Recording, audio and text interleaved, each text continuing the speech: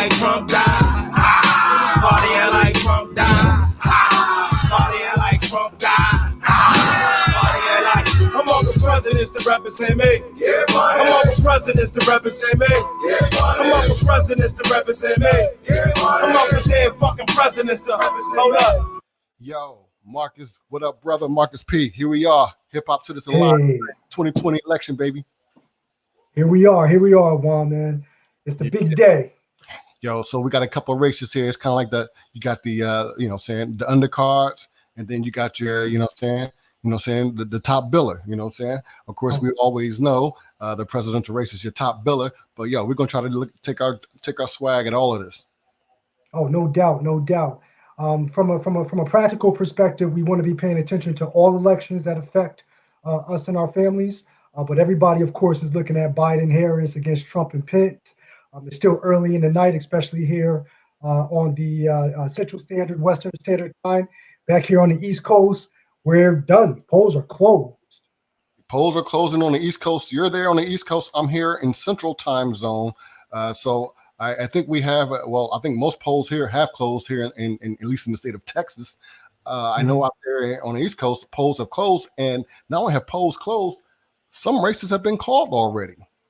Yeah. I think places like New Hampshire has been called. Of course, my home state of Connecticut has been called for Biden. I think we got a couple of other states out there. Oklahoma, Kentucky have gone with Trump. So, it's going to be a long night, and folks should really buckle in and see what happens. I completely agree with you there, Marcus. I just want to show you something, Marcus, and get your take on this here. Real Clear Politics, they put up a map here that kind of starts off with the 2016 election, and they have there what they consider to be safe states for Biden and safe states for Trump. If you look at their map here, they start off with a 216 against 125 against Trump. So far, as you mentioned, the states that have been called, although votes are still been counting, it appears that the Biden states are still safe and the Trump states are still safe. But what we're really looking for are those that you see here that are considered toss-ups. And we have, based on Real Clear Politics, they're having 197 electoral votes up for toss-up. Absolutely. No. In the states like, people are looking at Florida as a toss-up state. People are looking at Arizona. Folks are looking at Michigan and places like Ohio as toss-ups, of course. And we all know that these are the states, Pennsylvania, and everyone knows that these are the states that can go either Republican or Democrat in any given year. There's places like Pennsylvania that went for Obama in 2008 and 2012, but went for Trump against Hillary Clinton in 2016. So, these states are the ones that folks are looking at to kind of tell, where the race is going to go. But for me, I'm going to hold out judgment on all of them because I'm an American that believes that the election isn't called to every single vote is counted. That is the basis of our democracy. And I think that most Americans would agree with that sentiment. Hey, and I full-heartedly agree with you there, Marcus. I think this race is going to come down to the Rust Belt states when you talk about Michigan, Ohio, and Pennsylvania. But most importantly, you were an elected official. Can you tell me, as an elected official, what goes through the mind of a candidate at this stage while the votes are being tallied? What goes on there? Are they partying? Are you drinking? I mean, what really goes on in the mind of a candidate? I mean, how does it go down on election night? Oh man, if you're going into a deep election night, and I know a lot of elected officials out there can relate, you're just waiting for the night to be over. It's like at some point you're just all like, win or lose, I just want this to be over. So I think that a lot of elected officials all across this country have fought hard, have gone out there trying to earn the people's vote, and now they're looking for some closure. They're looking to a conclusion to a long, hard, fought-out campaign, maybe battle in certain instances. But what I do know is that whether you align yourself with the Republican Party, the Democrat Party, or no party at all, you're an American, and the results of the election, we have to have some level of confidence in for the peaceful balance and transfer of power. Yes, yes. I completely agree with you there, Marcus. You talk about being as an American. We know the Hip Hop Citizen live stream has a broader reach. This is the time for all my non-Americans to go ahead and chime in and tell us who do you think Americans should be voting for. It's always fun, Marcus, to hear what the others who live outside the country think about Mhm. our internal politics. But it seems like prior to the election, it was kind of like a Mhm. no-no. You can't listen to them. But now, like you say, most people have already voted. I like to open Mhm. up the lines to all of my foreign nationals or those who are outside the U.S. Call in and let us know, who do you think Americans should be voting for? Oh, absolutely. And I just want to give a quick shout out to my one of my favorite countries in Central America, Belize. That is the place that I intend on retiring to one day. So shout out to all my peoples, all my business partners in Belize. See you soon. Yeah, big shout out to Shine. I think Shining speaking of elected office. I think Shine, the rapper Shine, is Oh, also no doubt. is a political figure there in the country of Belize. Oh, absolutely. And his father, before him, is a longtime top government official, very influential, very well respected, from what I hear in Belize. A shout out to Mr. Barrows, and all of his affiliates. You guys are doing a great job down there, from what I see. And keep it up. And yeah, from a hip hop perspective, you see more politicians getting into politics, Don Juan, and I think it's a good thing. I think that folks from all genres have opinions, and just like anybody else, they're members of communities and states and countries, and they have a right to express their opinion, whether or not we agree with them or otherwise. I completely agree. You talk about celebrities and others getting involved in politics. Ice Cube took heat for a lot of his comments. I keep telling people, Marcus, if you keep pressing Ice Cube, he's going to turn around and become governor on you. He's going to become governor of California on you. You think a lot of the heat that these rappers, like you talk about Lil Wayne or even Ice Cube, do you see a political future for these guys? I mean, they're making some bold statements and some bold political stance, which will either propel them into politics or dissuade them. How do you see it?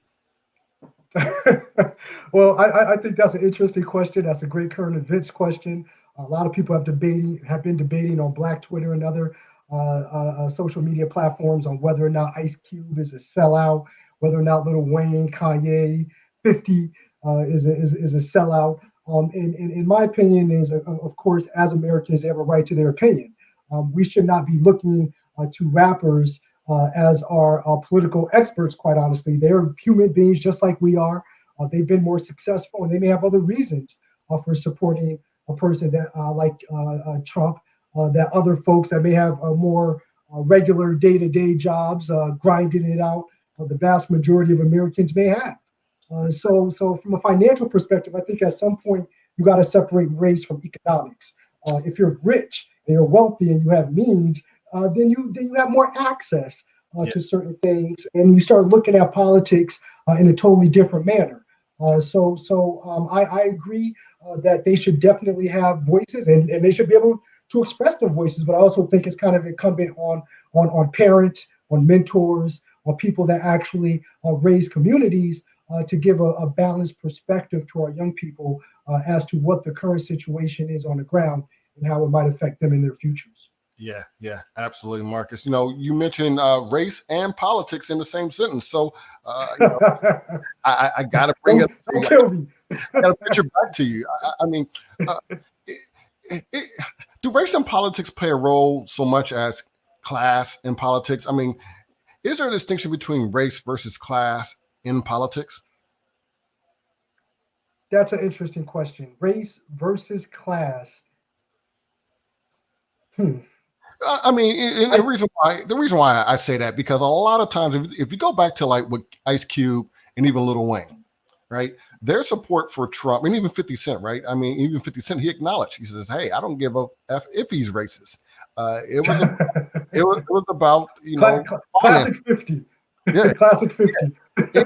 But at this point, though, right? I mean, is politics about race or is it so much about class? I mean, because we see this a lot. Oftentimes, I think people confuse race and class. I mean, at the end of the day, we know that a lot of minorities fall at the bottom of the class structure in America. And so, do we confuse race with class? I mean, are the issues so much as black and white as it is rich or poor? That's an excellent question, and I think folks have been debating that for a millennial or more. Um, I, I I I think that if you're one of the have-nots, if you're poor, or middle class, then probably race means a lot more to you than if you're or as opposed to if you have money and you're maneuvering with the backing of a serious bank account. Yes. So the answer of your to your question is yeah, there is a difference and there is a disparity, and folks that have means and have a lot of wealth tend to gravitate more towards the Republican Party because that's where more of their interests may lie from a financial perspective. So is it more important race or class or money? I would use interchangeably. I would personally say money. I don't give a shit like what color you are. If you have money, then you can purchase a lot of influence. You can purchase a lot of power. But at the same time, we have to balance that with what's right and what is inherently going to be good for the masses and the community as a whole. So I think you can look at it from different perspectives, but I think that from my perspective, I feel that having means probably trumps race. Yeah, having the means trump race. I no, pardon the expression there, but yeah, I mean, I couldn't agree with you more. One of the things that intrigues me when I think about the Republican parties, and especially when you look at states like West Virginia, Arkansas, some of the more rural states, you don't we don't recognize those states as having an immense amount of wealth. In fact, I know if you go to West Virginia, I think you'll find one of the poorest states in America. If you go to West Virginia, maybe even Alabama, no disrespect, go ahead and call in if you're from Mississippi, Alabama, West Virginia. We'd love to hear from you. But when I think of those states, I don't think about an enormous amount of wealth. I think a lot of poor class Americans are there. Why do they vote Republican? What's in it for them? Shout out to Jackson. You know what I'm saying? Shout out to Jackson, Mississippi. All my peoples in Jackson stand up. And call. That's a great. That's a great question that you asked, Don Juan. And what I think personally is that Trump has been masterful in identifying with poor white people. And even though he doesn't represent their values from a financial perspective, where he cannot relate to them, nor can they relate to him, he's done a good job at maximizing his background and heritage and play against other politicians like President Obama to ensure that there's a clear distinction between himself and the former president. And I think that if you look at the numbers, you will find, based upon the last election in 2016 between Trump and Hillary, that a large portion of America actually believes with some of the more extreme views of Donald Trump. And when you have racially divisive organizations outwardly support him and not have the president disown their rhetoric, but more importantly, disown their thought process, it sends a certain message. And that message resonates with poor white people.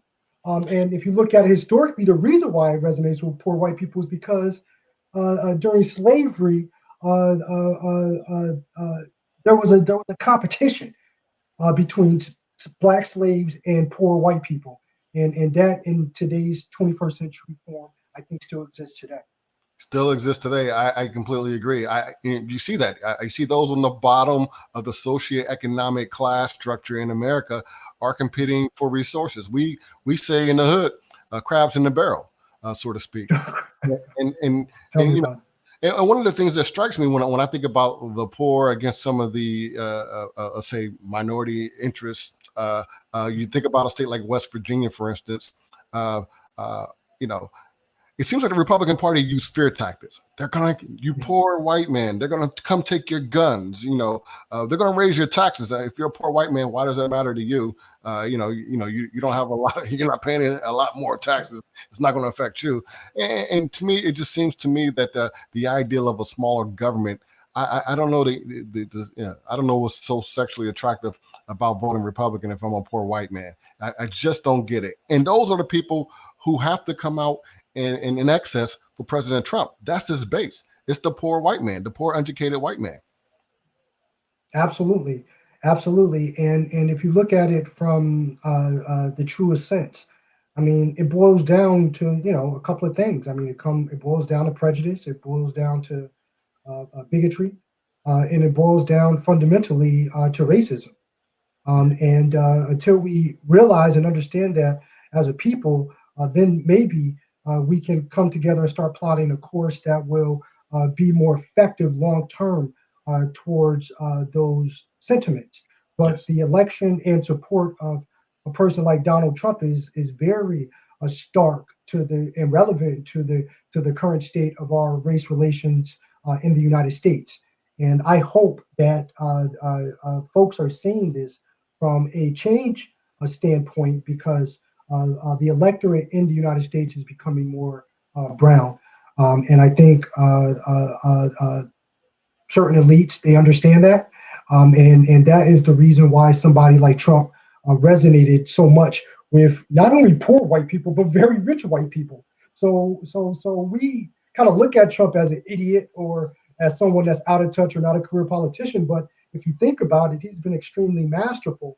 And I use that term facetiously when he is maneuvering between the financial elite and the economically underprivileged white people. So it's an interesting dynamic. It's an interesting dynamic. Very interesting indeed. For one, and as I'm looking at some of the results come in here, you're seeing some states that aren't normally in play. We're seeing Texas, for instance, where I am, is in play. In my mind, if Trump loses Texas, that this whole thing is over, and it doesn't matter what the other states think at all. Do you find that a lot of the toss-up states will it be as tight as they're predicting, or will this be a blowout? I was expecting by, I don't know, 10 o'clock Eastern time, this whole thing will be called. I mean, the states on the Eastern Seaboard will all have been in, maybe with the exception of Pennsylvania. But kind of expecting Florida to kind of give us a bellwether of where the East Coast is going to go in this election. Yeah, totally. I personally am expecting it to be very close. This is an election, and there's certain inherent powers that an incumbent has, including the federal government, including all of the relationships that you're able to make as president around the world, from a financial perspective, from an interest perspective, from a trade and policy perspective. It's always in my mind been an uphill battle for Biden and Harris. Trump has successfully painted them out in his view to his base as being rabid liberals that are down with AOC and the crew, and going to shove the Green New Deal down people's throats and destroy private health care and things like that.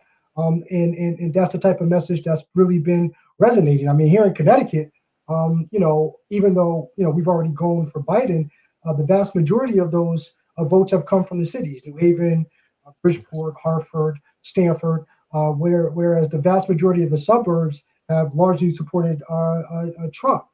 So at some point, you're going to see a meeting of the minds. And what we need to do is be patient, be calm.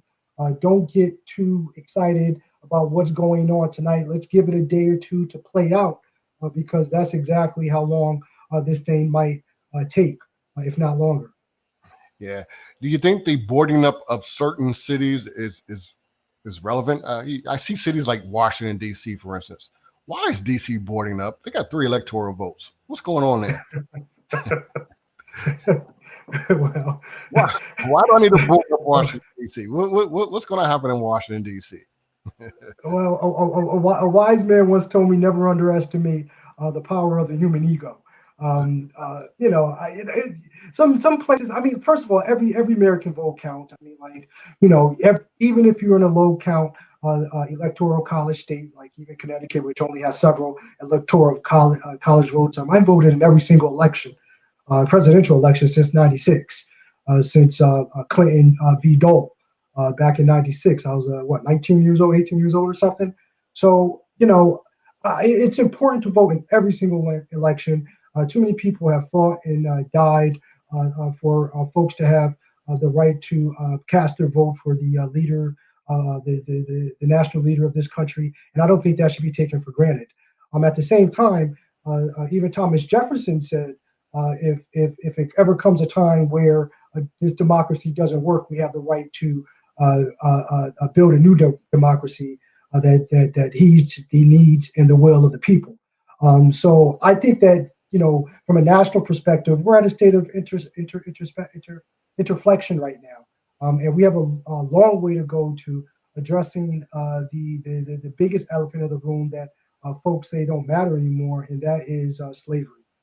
So I'd love to hear what the viewers are hearing in their local states, and how they see this race playing out. Yep. A return to the boombox says Trump is going to win this. Ooh, return of the boombox radio. Where you calling from? I think return to the boombox is out of Brooklyn, I think. Why do you think so? Return to the boombox. And El election year, black people are running for their lives, he says. Hopefully running for their lives to the polls, that is. I think that's what he meant. Well, shout out to Brooklyn, man. It's like, Brooklyn is my favorite borough. I spent so much time there, had a lot of fun in Brooklyn, a lot of great times. So shout out to all my peoples in Brooklyn. Peace and love. Thinking that Trump is going to win is not, I think, out of the realm of possibility. I think this race is really up in the air, but I always give the advantage to the incumbent. Yes.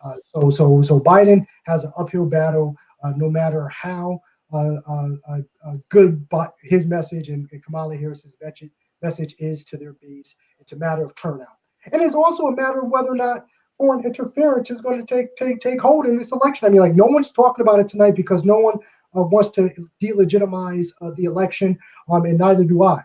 I will support the results one way or another. But what I'm saying is that there have been attempts to quell the black vote. There's been voter intimidation reported in numerous states, including my state of Connecticut. Folks are trying, Trump supporters are trying, and their affiliates are trying to disenfranchise black people from coming to the polls. I mean, Don Juan, even in your own state, there's huge going on in Houston about the drive-in polls and federal judge decisions.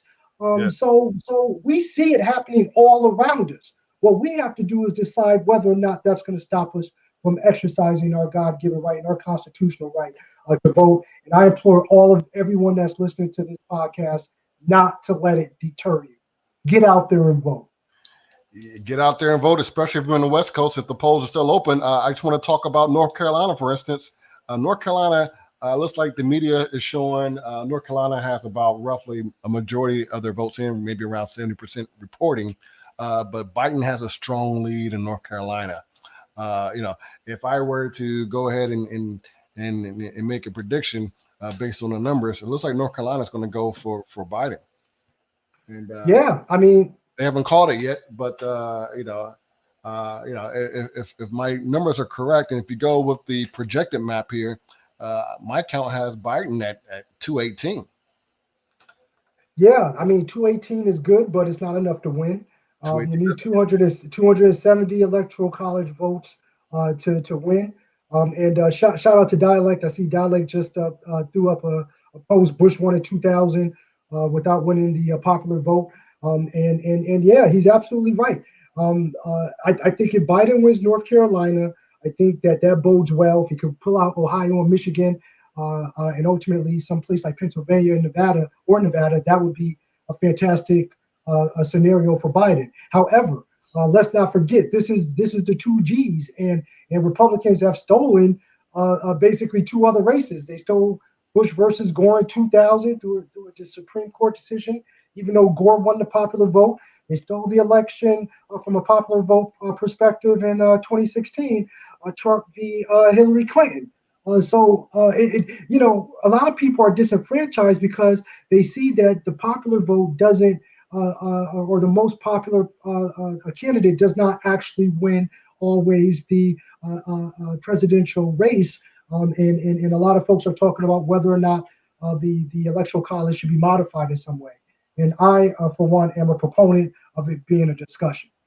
Really, I don't see a problem with the Electoral College, to be honest with you. I think there's nothing wrong with it. I think that's just the name of the game, and I don't see nothing wrong with the president's playing that role. I mean, at the end of the day, otherwise, who would campaign in Iowa anymore, or Idaho, or well, not that they're campaigning now technically, but or Connecticut, or even Connecticut, right?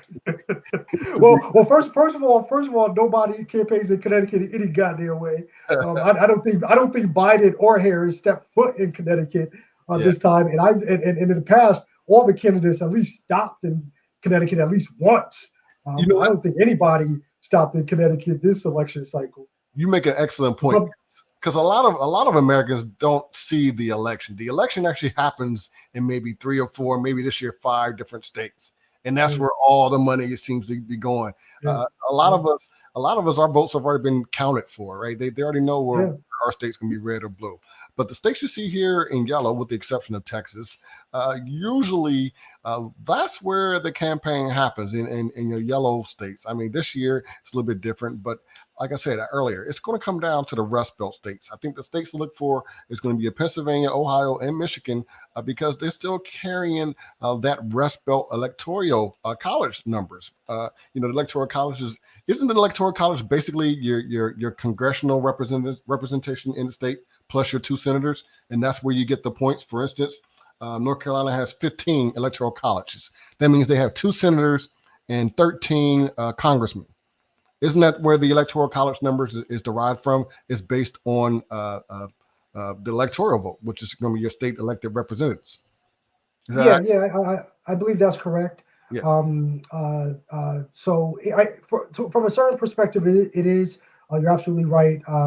Probably more representative than the popular vote, only because it's easier to control people that are massed together, right? Sure. So it's easier to get your word out in a place like New York rather than Schenectady or somewhere upstate, Ossining or something, right? So it's all proportioned out. And don't get me wrong, the Electoral College, has been an effective system for a lot of years. It's only just recently that it's taken on special significance, even more special significance, because so many races, 3 out of the last, 5, have been decided by the Electoral College and not the popular vote, whereas the winning candidate normally wins the popular vote and the Electoral College over the past 60 or 70 years. So, like I said, I think that having the discussion is definitely productive. I think that we as a democracy should always be thinking on ways to improve ourselves and our democracy and our citizenship in the United States. So if we remain stagnant, to my point, is the way corruption kind of gets in. But when you're remaining fluid and you're doing things based on the norms and values and technologies that you have, like for instance, I personally think that people should be able to vote by phone, and it should be like a week-long activity to make sure everybody votes. Mostly everybody has a phone.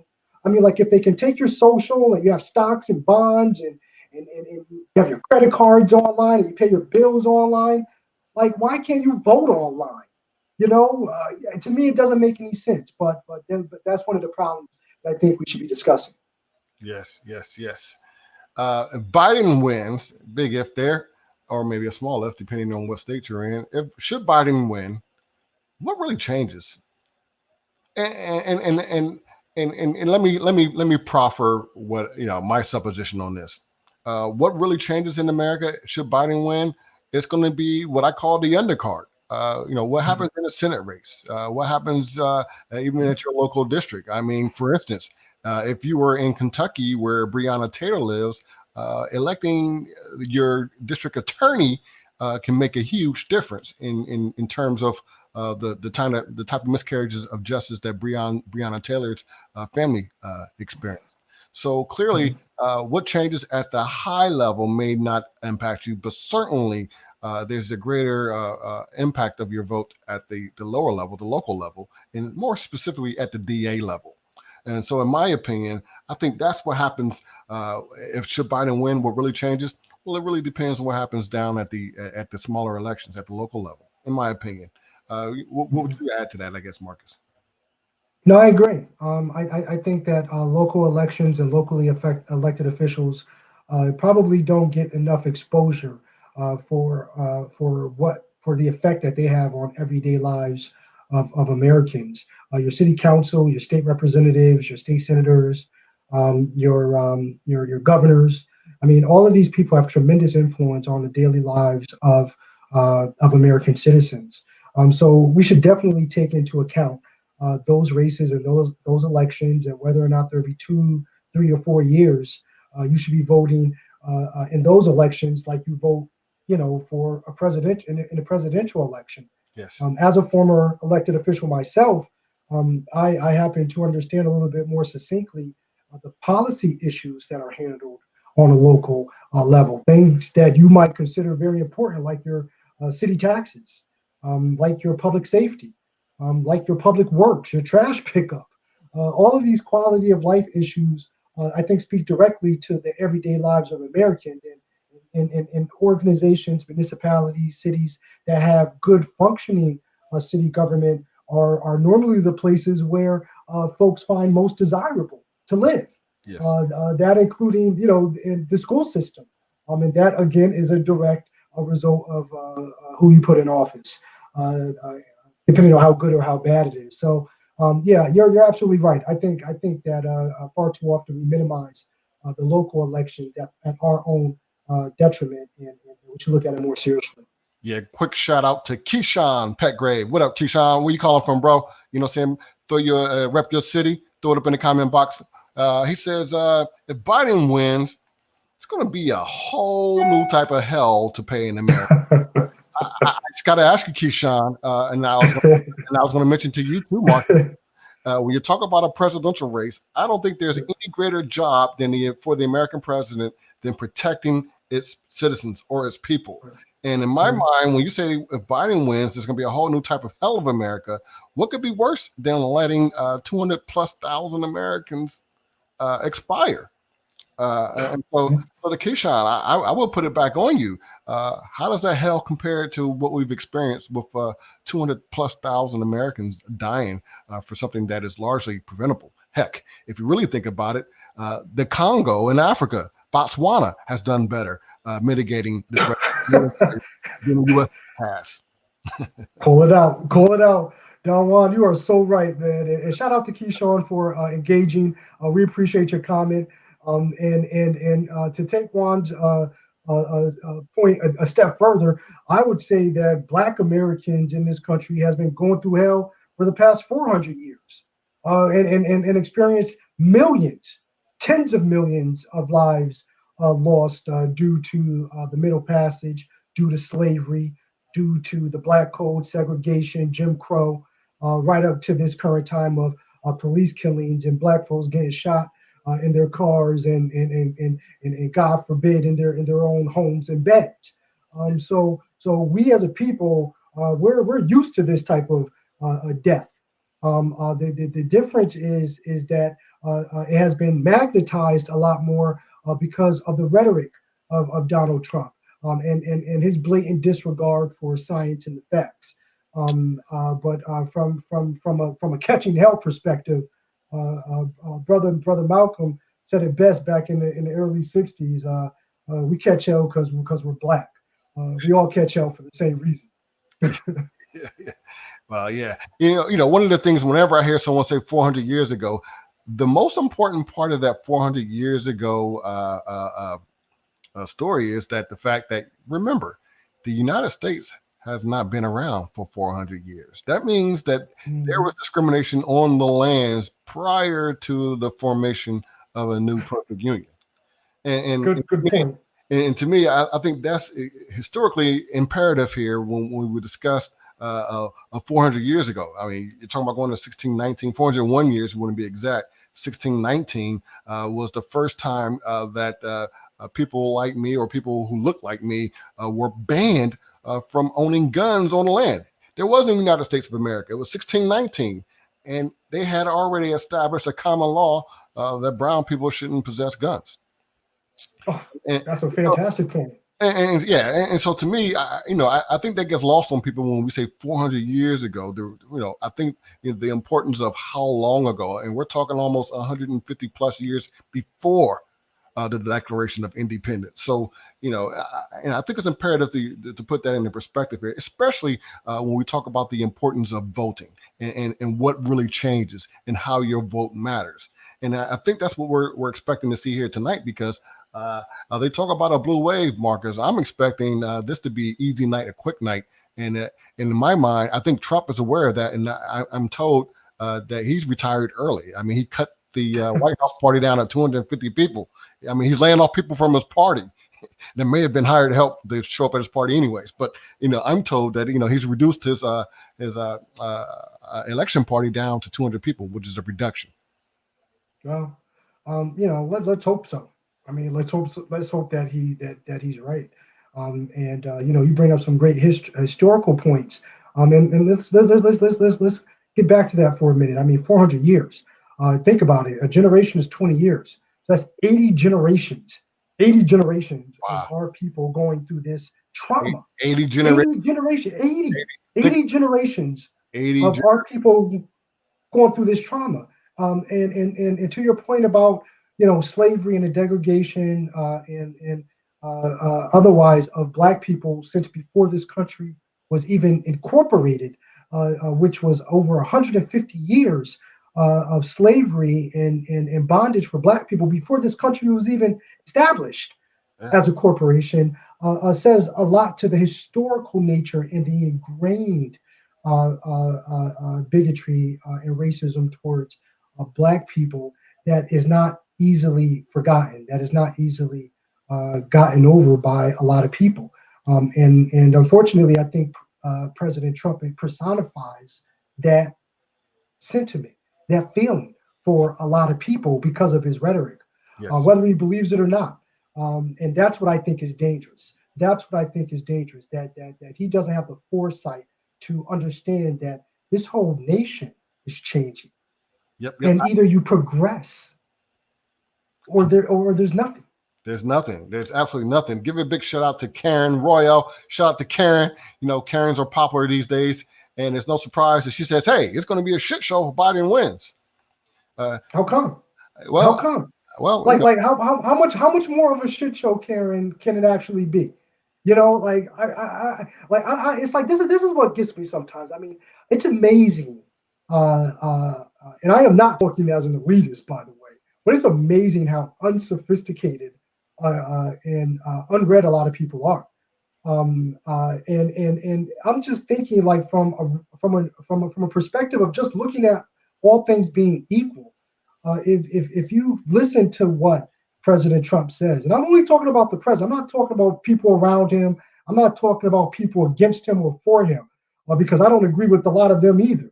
But from what he just says, I don't feel like he's bringing people or trying to bring people together. And that's what we need right now. A president fills the gap. That's what a leader does. He sees a hole, he fills it. If you're not doing that, then you're a part of the problem and not the solution. Yes.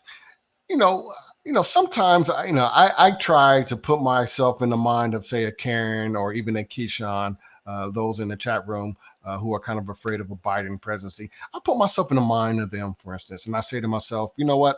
If I was President Trump, if I were to make the case for President Trump, I would make the case that, my presidency is not about race. My presidency is about the economy. My presidency is not about your emotional feelings. My presidency is about capitalism. My presidency isn't about social issues. It's about state. It's about state rights. Is that a fair assessment to make the case for Trump? I mean, who cares if he's racist? Should we care if our president is racist? It depends on who you're asking. Yeah. If you ask the vast majority of Americans, they'll say no. Like like race will be number like 10 or 20 on their list. They'll say the economy. They'll say that their health care. They'll say their Medicaid and Medicare and things like that as the top things that are important to them. But to black people, when they're getting shot out on the streets, unarmed for no reason, or killed in their homes in their beds while they sleep, or shot in their car for no reason, or out in the street, or in their back when they're running away. I think those people, or choked out in the streets, I think those people would feel a little bit differently. Yes. I know I would. A lot of, it's funny that you mentioned that, because a lot of the polls are showing in the exit polls that is probably one of the top two reasons, or top two concerns for most voters. I mean, even ahead of addressing the coronavirus, we're seeing, and it's no surprise if you look at a lot of what's been going on in Kentucky and in various states, but it's no surprise that one of the top two motivating factors for voting has to do with race relations. That can't be good for President Trump. I mean, it can. If you go across from most states, and we're seeing the same pattern, a lot of these polls are asking the same questions or the same inquiry, and the same results are yielding above the economy, almost above the jobs in some certain cases. Exit polls are showing that race relations is a motivating factor for casting their vote. Yeah, well, let's not forget that polls are not always clear snapshots of people's minds. And it depends on where the polls are taken and whether or not the subject matter is, or the scope is wide enough. I would say for the vast majority of Americans, or at least half of Americans, race is not in their top three. I would contend that the vast majority of Americans, which still are white Americans, feel that American race relations are just fine.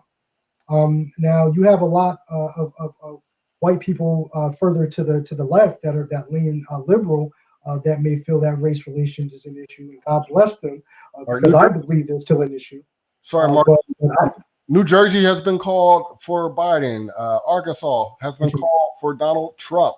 I just want to get those out there. Sorry, I just want to give everyone an update. Those who are keeping track here.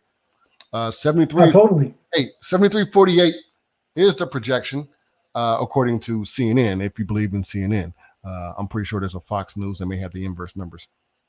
But how, Marcus, we talked about it earlier. You were an elected official. You were elected. You talk about polls are not the end all be all. How important are polls, and what do they really tell us? Well, historically, polls have been a snapshot in time of where likely voters are likely to cast their vote. More recently, and what Trump proved to the entire world, is that polls can be defined, and you do not have to be a career politician in order to win a national election. And not only that, but the effect of sensationalism and showmanship is a primary factor and driver of votes. So, Trump has really changed the game. And whether or not we have a Republican or Democrat president in office going forward, I think you're forever going to see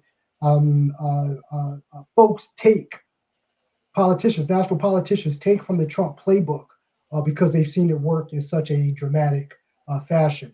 What Trump has proven is that the vast majority of America just wants to see a show. That we do not value science, we do not value facts, we don't even value the truth. Unfortunately, you can see something in with your own eyes, and Trump could say it's completely the opposite. And there would be a large amount of Americans that believe him. He's exposed all of us, Americans in general, for a level of hypocrisy that we've only reserved for third world countries, i.e., black and brown countries in Africa and Latin America too, over the past 60 years since the beginning, 60, 70 years since the beginning of the Cold War, quite honestly. He's exposed America internationally as a fraud from a politics perspective, from a truth perspective, from a moral perspective. And it's yet to be seen how damaging that is long term to the American economy and the American psyche. Yeah, absolutely. Here, I just put up here, Marcus, the BBC update based on the Electoral College map, based on the numbers that's coming in. The BBC has their projection up there. You can see it right now. We are looking at a 73-48. As you know, Marcus, as you know very well, it takes 270 to become president. This is where we are, still early here on the eastern seaboard of America. Votes are being tallied. Projections. These are projections. These are not final. And as you say, Marcus, every vote needs to be counted. And so it may take some time to certify these. But based on what we're seeing now, this is what it's looking like to get us to 270. Yeah, yeah. Anything strikes you about this so far? Any surprises? No surprises. No surprises thus far. I think that the election so far is remaining to form. No big shock of the wins right now. We knew that Biden was going to win New Jersey, the Democratic state, from a national perspective. Um, uh, and I believe they have two Democratic senators to my recollection. They have Cory Booker and Bob Menendez. So when you have a entrenched ground game like that from two incumbent senators, we kind of suspected that Biden was going to pull those out. What I'm waiting to see again are places like Texas, Arizona, Wisconsin, places like that. Of course, Pennsylvania and Illinois. So those, to your earlier point, the Rust Belt states, I think, are going to be key indicators. And once those are called, I think we'll get a better sense on who's going to pull it out. Well, and again, we're looking at the BBC map. Some people may argue, what do they know? You know what I'm saying? They're a foreign entity. But according to their projections, they're showing a blue Texas. Now, should that hold, this is over. I mean, Texas was supposed to be a guarantee. Yeah, you're absolutely right. It would be difficult for Trump to win at that point, but even with Texas, if Biden doesn't win Florida, and let's say he loses or is too close to calling a Pennsylvania, then you're back at square one. So from my perspective, it's still too early to tell. If Biden pulls out Texas, that'll be a huge win for the Biden-Harris team. I think at that point they'll have an opportunity to really put resources, into Pennsylvania, Wisconsin, Iowa, places like that. And most likely places like Nevada, of course, and Arizona to pull it out. But Texas, that would be huge, Don Juan. That'd be huge. Huge. And huge. Marcus, I don't know that people realize, if you go back to 2016, Trump carried Texas by roughly 80,000 or so votes. Okay. Since then, Texas has put on roughly close to 2 million new registered voters. And so Texas hinges on how does those new 2 million people vote? Those new 2 million people that are coming in from California, that are coming in from some of these larger states out west. The real key here is how will they swing? And some people say, some industry observers, they fear or they say Texas is in play. That's an excellent point. And when you start to do the math, Trump won Texas last time by the 5th Ward. You know what I'm saying? Like he won it by winning like all of the people in the 5th Ward, like something like that. Yeah. But to your point, if you bring in 2 million new people from out of town, the vast majority of the people moving there are probably Democratic. They're coming from Texas. They're coming from California. They're coming from Arizona. They're coming from Nevada. They may be coming from Mississippi. Maybe some from Florida. And they're more likely to lean Democratic. They're all from the California. last I poll. tell you, Marcus, I'm in Texas, and all the new neighbors I meet, hey, welcome. Where you from? California. They're all coming from California. So That doesn't bode good for Trump. it doesn't sit well. Absolutely. And a lot of Californians, they come here and they know that they're in Texas, and so they try to play the Texas route. So they scream that I'm not that liberal, blah blah blah. So yeah. Yeah. Big shout out to Carl Dahoney. He talked about before the series Underground got shut down. They try to warn everybody that ain't nobody going to sit this one out. And then he goes on to add that Obama is just as guilty as Trump. Trump is pushing so-called supremacy and brutality. Obama never attempted to put anything in place to begin the end brutality, let alone never spoke on it. Interesting observation. I will say this, however. I'm sure that President Obama looks at President Trump and says, damn, I could have been blacker as president. Well, I'm like, damn, I should have been a black man. well, I think with Obama, I think with Obama, Secretary Clinton, and all the Democratic establishment did, all they did was underestimate Trump.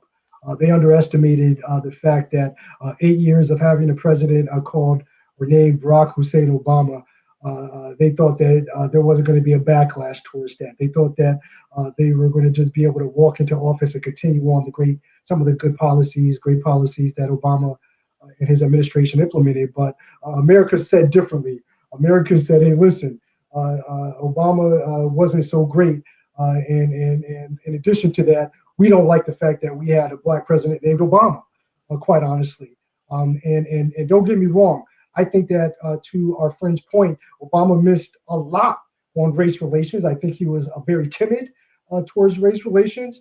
I think that he thought that he could be more of a centrist, and he was a very unthreatening candidate to a lot of people. And because of that, he kept his mouth shut on some key issues that he probably should have pressed a lot harder, and maybe would have made a difference. And that brings up a good point because he had an opportunity, and he did take an opportunity, but didn't press hard enough on former Supreme Court Justice Ruth Bader Ginsburg to retire before his presidency, so that he could appoint a new Supreme Court justice. I was reading up on it today. He could have pressed a little harder. He brought it up very roundaboutly, and the late Supreme Court Justice, God rest her soul, didn't take the bait, and she winds up dying during Trump's administration. Now he has 3 Supreme Court justices that all lean far right, that are all very conservative, that are going to probably overturn Roe v. Wade and other important policy initiatives, including Obamacare, that helps a lot of people. And for what? So I don't agree, or I don't disagree that Obama could have done a lot more. But I also think that Trump took total advantage of that situation, and he's basically filled every federal judge position in the country, so that for years to come, way past his presidency, folks that were appointed by Trump will be sentencing black and brown people for crimes, and who knows where that's going to lead to in terms of destruction, the continued destruction of the black family. Yep, I can agree there. Talk about fracking and this destruction of the land. The Dakotas have come in. They're coming in for Trump. I don't know if we expect any surprise there. We expect the Dakotas to come in for Trump.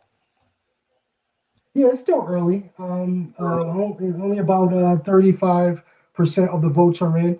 But I think it was North Dakota, maybe with Democrat, with Obama, I think in 08 maybe. So that's interesting. Trump, of course, won it in 2016 against Clinton. But now we're not that surprised that the Dakotas are going red. And we'll see how the reporting goes. But right now, it seems like Trump has a big lead out there.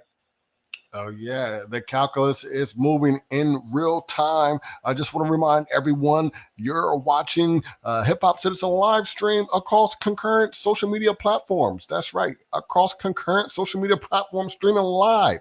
You can follow us. You're probably following us right now off of Twitch, YouTube, Facebook, Periscope, and or Twitter. Welcome. Go ahead and give us a shout out if you're out there in the comment box. Drop your city, rep your hood, throw your emojis up and say what's up. And don't forget, there's a link. Go ahead and give us a call. Call in. This is a live, interactive, live stream show. I want to hear your take on the live results as they come in. Election night in America, Hip Hop Citizen live stream. That's right. Everybody dial in.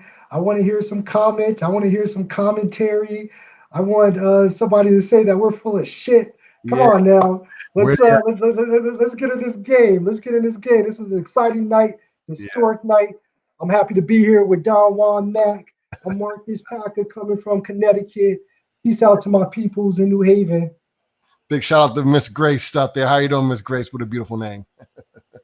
You know, I'm in Texas, Marcus, and I know I'm not going to beat that to death any further. But a lot of when I talk Oh man, I love Texas. Texas, when I talk politics here in Texas, people they kind of go onto a rant, right? I mean, clearly they're going to stick by their guy with the R behind them. The R does not stand for racist, stands for Republican, I'm told, but they're going to stand by that guy with the R behind them. But I'm told that, hey, one of the things I hear often is, I shouldn't have to be afraid or hide my vote or be afraid to express my opinion. And I think to myself, yeah, you shouldn't. I mean, you shouldn't be afraid to hide who you're going to vote for. We talk a lot about the closet Trump supporters. The Biden supporters are obviously vocal about who they're voting for, but you don't hear a lot of Trump supporters going out saying, dude, Trump's my guy. In fact, you're more likely to hear that, the world's going to come to an end if Biden get elected, rather than the fact I support Trump. Why do you think that is? It doesn't matter. I mean, should people be timid with their vote? I mean, should you keep it a secret? I mean, it's your vote, your vote. But why do people tend to be closet Trump supporters? Well, I think to answer your question, I think a lot of folks support Trump for different reasons.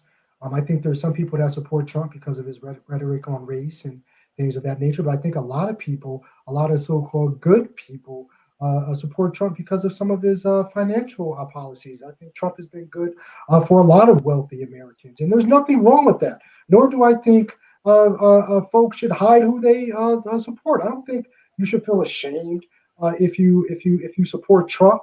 But I also feel that you have to respect somebody if they don't support Trump. For instance, here in Connecticut, in New York, there were Trump supporters openly harassing and intimidating voters, actively enacting voter suppression on citizens that they did not feel supported their candidate. And that is where the problem comes in. Nobody has to be ashamed in America of who they support. Right or wrong, you have a right to support whoever you want to support. What you do not have a right to do is intimidate or take someone else's right to support who they want to support for granted, or to try to intimidate them not to vote in a democratic election. So what we've seen is a more aggressive nature, a more aggressive supporter come out of the Trump campaign or Trump supporter camp, rather than the Biden Harris campaign, or more promotion or exposure to that. And what we have to do is respect everyone's opinion for what it is, whether or not you personally agree with them or not. Yeah, as my friend Michael Jackson would say, "Shamon." I completely agree with you. You know, another thing that kind of gets me to this is a lot of people say, hey, Harris, a lot of people seem to be concerned about the VP choice. How relevant are the VPs in this? I mean, what type of look? I'll be honest. I'm with Biden because I'm a big supporter of Harris. But how important are the VP candidates in the voter making the decisions? Do you think voters weigh in the VP choice as a deciding factor in this election in 2020? Well, first, Don Juan, I want to know why you support Harris. Well, you think she's hot? Well, look, I don't think looks have anything to do with it any more than race does. Okay, but yeah, well, look, you tell me a finer looking senator. Actually, I'll put it this way: Who's your top 3 good looking senator? U.S. senators. Look, all right, put it this way: I'll put Harris in as far as good looking. I'll put her in my top 3 good looking congresswomen. Top 3, but that's about, you know what I'm saying? I wouldn't go any further than that. And in fact, I don't think a Harris will like a guy like me, to be honest with you. But my support is not because of who she chooses to date or what she likes. In fact, I will say this, Harris and I share the same educational pedigree. And for that reason, I'm a Harris supporter. Nah, fair enough. And, shout out to Howard University. Shout out to all my peoples from the DC metro area. Shout out to my new friends in DC. You know who you are. I think the vice presidential race is historically probably not as consequential as the presidential. Like normally and historically, folks don't really talk about the vice president. It's just somebody that you can trust that stays quiet, that's a good campaigner. It doesn't cause any waves. It's more important, I think, in this election because both of our top billing candidates, Trump and Biden, are so old. They're both 70 plus. They're either old or they have other underlying conditions that really bring into account legitimately whether or not they're going to make it through the first term. I think that folks are looking at Kamala more seriously because of Biden's age. If Biden gets elected, he's going to be the oldest president ever elected, ever in the history of the United States. Man, that Botox is looking good on him. I'm sorry? I said that Botox is looking good on Biden. Man. He looks 5 years younger. Oh, man, totally. I love the way Biden comes out in his aviator glasses, man. I mean, like he seems really, really cool. But that wouldn't be the reason why I support him. Just like you wouldn't support Senator Harris because she's fine. But I think that at the end of the day, folks are looking at Senator Harris very seriously. They're looking at her policy. They're looking at her history in California. My family's from California, and I know a lot of people that didn't like what she was putting out there as Attorney General in California. But she seems to have really gotten her act together. She seems to be lock in step with Joe Biden and supporting him wholeheartedly. And she's bringing a lot to his ticket. She's bringing the whole sorority fraternity contingency, Black contingency into her camp. She is helping out with women, suburban women in particular, white and Black, and she's smart as a whip.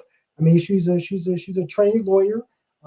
She has a lot of experience heading the second largest Justice Department in the country, which is the state of California Justice Department, which is right behind the feds in terms of numbers and scope. So she brings a lot of experience. And she's been an effective senator, helping out with all of the confirmation hearings and asking some very pointed questions that folks want to know about. So she's nothing to scoff at. She's smart. She's intelligent. She's to your point, she's pretty.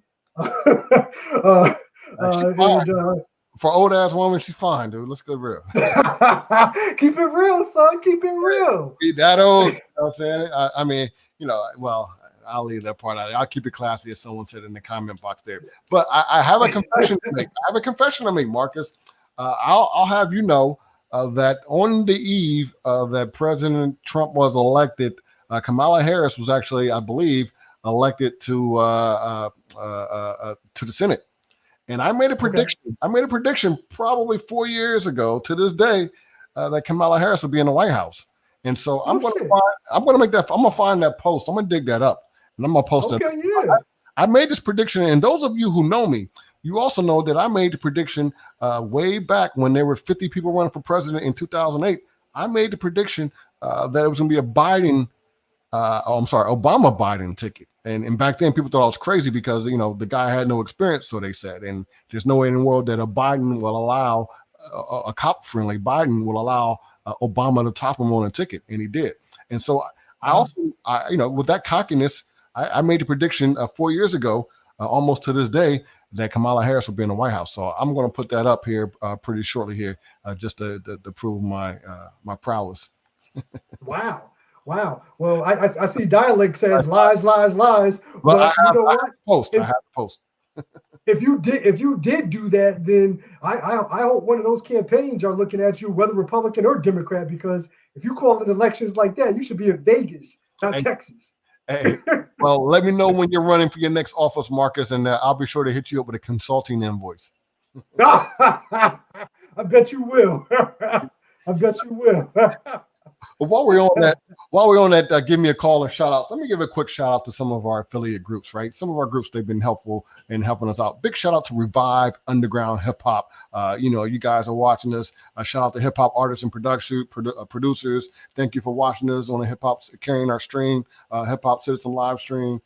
Big shout out to all of you guys for just checking us out here. I see a lot of you in the call-in box. Shout out to Gary, Miss Grace, Dialect, El Edificio.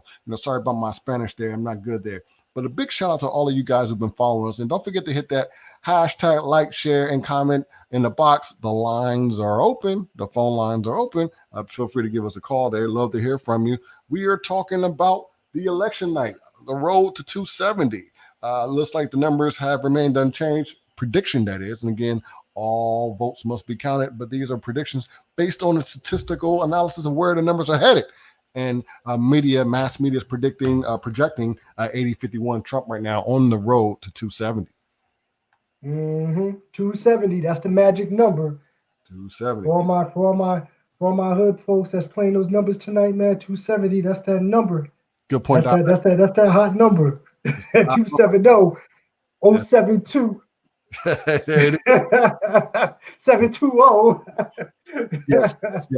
Oh, quick shout out to Feed the Culture. We see you out there, brother, and also my other brothers as well. Big shout out to Dialect 718, Architect 7. I know you out there, brothers, man. You know what I'm saying? Big shout out to you. Thanks, y'all, for supporting, helping us out there. Shout out to all the folks that are paying attention, Dialect. Everyone that's engaging tonight, man. Tonight, Hip Hop Citizen is bringing it direct to you live. Real-time numbers, real-time stats, real-time historical context. Don Juan heads it all. I'm his wingman, Marcus, and we here to talk politics. We here to talk hip hop. You know what I mean? Let's get back to that Ice Cube 50 Lil Wayne thing. Let's get back to it. Let's get back to it. But a big shout out to Grace, who says I sound like Obama. I'll take it. And I wish I wish I could impress more ladies like you, Grace. Maybe I'll be a married man if I can convince them that I sound more like Obama, perhaps. Shout out to Grace. Yeah, and my fault, Marcus. Going back to the Ice Cube, let's take it back there. So when I think about how we deify our celebrities, right? It leads me back to how Trump won the election. We should not be deifying figures that we look to entertain us. Politics is a serious game. Politics is the study of people. And if you're studying people and you're a humanist, then I think you have to be a little bit more serious with your craft. And I don't mean you need to go to a 4-year institution or get some fancy degree or whatever, but you have to be a student of your craft. Yes. You have to read. You have to ask questions. You have to learn. You have to listen. And I think that when we listen to folks like Ice Cube, when we listen to folks like Lil Wayne, I love Ice Cube. I love his rap music. I love his stances in the past. I love the way he stuck up for Black people. You know what I'm saying? I respect his opinion. However, you know what I mean? I agree. I am my own person, and I'm not going to vote for Trump or have my mind changed just because Ice Cube feels a certain way. Nor should you have it because of Lil Wayne or 50 Cent or nobody else. Do your own research. Look, I've been a long time fan of Ice Cube. In fact, one of my favorite rap lines or favorite bars from Ice Cube is when he says, He says, what is he says? Black folks are too poor to vote effing Republican. That's an Ice Cube line, all right? Ice Cube, yeah, that's an Ice Cube line. I mean, it's a very popular rap bar from Ice Cube. Black people are too damn broke to vote effing Republican, and maybe he's not broke anymore to vote Republican because he kind of alluded to the fact that he was open to it. Is should they negotiate with him? Yeah, I mean, someone like Ice Cube has their own interests too as well, right? I mean, he probably wants more studio or something to that effect. He has an interest that's germane to his business. Oh, I agree. Because it becomes a matter of economics and finances once you get into that level of money, that talk of money. You know what I'm saying? And to dialect, I know that Ice Cube didn't come out and endorse Trump, but from his rhetoric, he led it himself to believe that he would be open to it. That he's been talking, and a lot of folks have been criticizing him just for even talking. And I don't criticize dialect and Juan. I don't criticize Trump for talking to the Trump people at all, because as an intelligent human being, you got to talk to everybody. We got to get what we can get from whatever candidates out there, whether they're Republican, Democrat, Independent, liberal, conservative. Like, I agree, we need to have those conversations. What I was saying is that he's catching a lot of flack for even saying that he would be open to talk to Trump's campaign. Which I don't think is cool. Now, I may not agree with a lot of stuff that Trump does, but once you get into a different economic bracket, just like Juan brought up earlier about the economies of scale and whether or not race trumps economics, the answer is no. Economics trumps everything. And Ice Cube, to your point, Juan, is talking from an economic standpoint, whereas those Republicans are reaching out to him. Yes. We talked about Weezy and Little Pump endorsed Trump, but Trump calls him Little Pimp. and this is a true story, at least coming out of the UK. Apparently, maybe I'll pull it up and play the clip. But apparently, on a stump speech, Trump yells out, "Come up, Little Pimp," as he kind of points to Little Pump. He meant to say Little Pump, but he calls him Little Pimp. In my mind, I don't know if you should be offended for that or still be a supporter. I think Trump was having a Freudian slip. I think that I don't think it was an accident that he called him Little Pimp because that's probably what he thinks of him. So normally when somebody comes out and endorses you, you take a little bit of time to learn their names, especially if they're considered a celebrity, because you don't want to offend them and lose their support and their influence. But Trump, to Trump's credit, he doesn't give a shit. Like he says anything, he does anything, and people love it or hate it. Me personally, I find him very entertaining. I wish he was a little bit more serious about being president personally. But to a certain constituency, he doesn't have to be. So it's a fundamental difference in between certain folks on this. I'm glad you raised that, Marcus, because you talk about Freudian slips. I think we're going to see more of that, unfortunately, through the oldest president, Biden. But I'm going to miss that of Trump. I'm going to miss waking up every morning and say, "Oh, he said that again." I mean, that has become a daily routine for most Americans. You wake up every morning and Trump said this or he did that, and it's kind of like, oh, again. But in my mind, however, Marcus, and again, I'm going to dig into my old post. I've said this probably back in February. I did say Trump's inability to choose national security over state rights would be the end of his presidencies. And prior to his decision on how to handle COVID, I mean, he was immune. I mean, he was, like he said, he could shoot someone on Fifth Avenue and get away with it. But those deaths, 200,000 plus deaths, the ideal that 50 states should have 50 or more solutions on how to handle a national crisis has proven to be a failure. I mean, at the end of the day, what would Abraham Lincoln have done? I choose to think that Abraham Lincoln would have saved the Union. I mean, this decision has come before American presidents in the past. Let's talk about Abraham Lincoln for a second. There was a point in which Abraham Lincoln, probably himself a racist, he had to make a decision.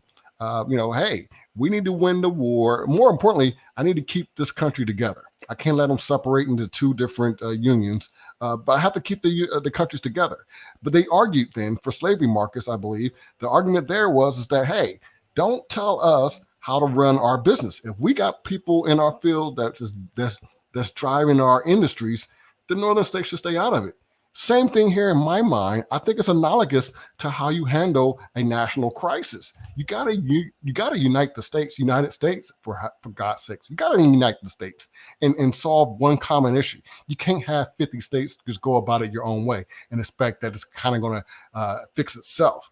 I don't know, Marcus, but is it fair to make a comparison to Abraham Lincoln and perhaps him saving the Union versus Trump's allowing states' rights to prevail? That's an interesting question. It's very deep.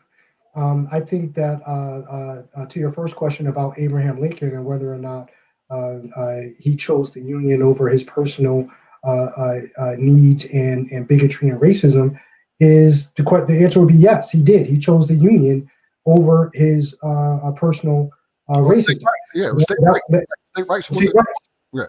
Or state rights. I mean, that was evident in him not only allowing black men to fight in the Civil War, but also some of his suspensions of habeas corpus. I mean, like he put the country in martial law in order to preserve the Union.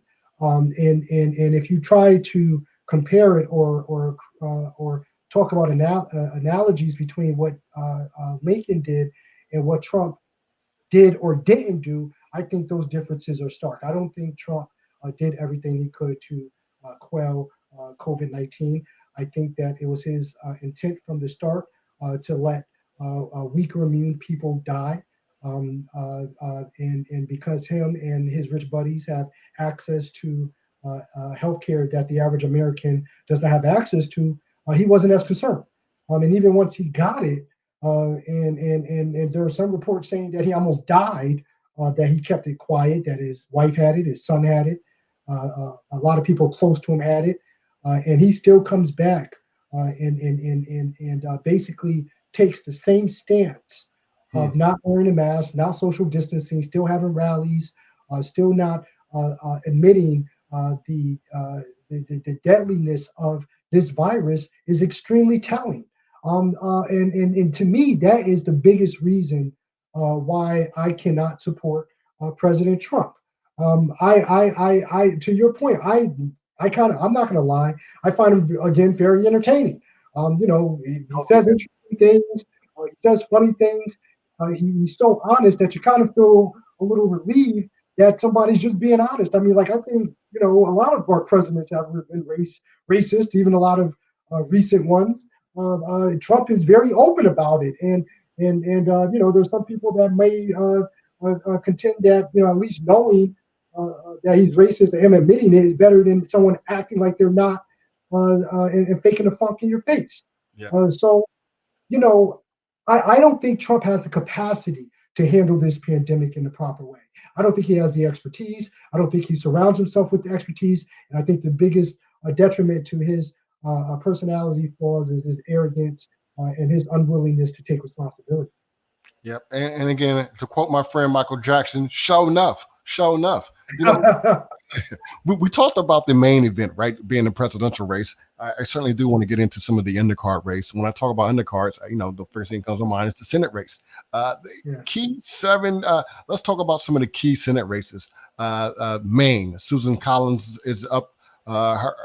She's considered, her state's considered to be a toss-up for her.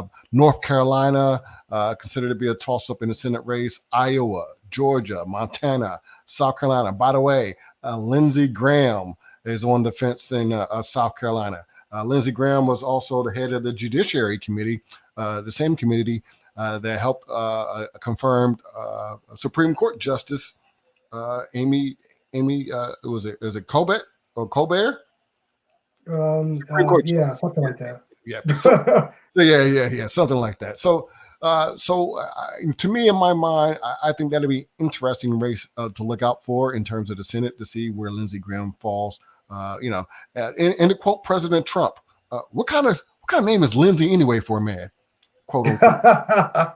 President Trump, not my words, by the way. And it goes back to the type of president we're going to miss, right? Trump was a straight shooter for the most part. He sometimes he didn't care what was on his mind. He'd speak what was on his sleeve.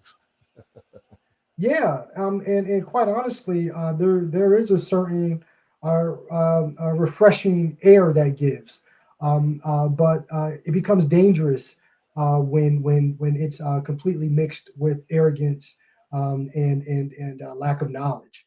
I mean, lack of concern, quite honestly, empathy for your fellow Americans. I mean, the fact that he called our service men and women who have died in war losers because they died is horrible.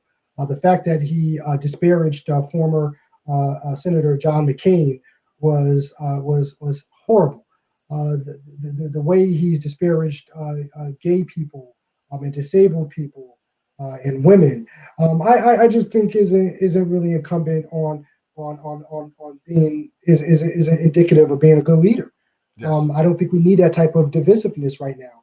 And to your question about who would name their son Lindsay, I think parents that wanted a girl. I think we got one. Maybe Well, let me pause on that.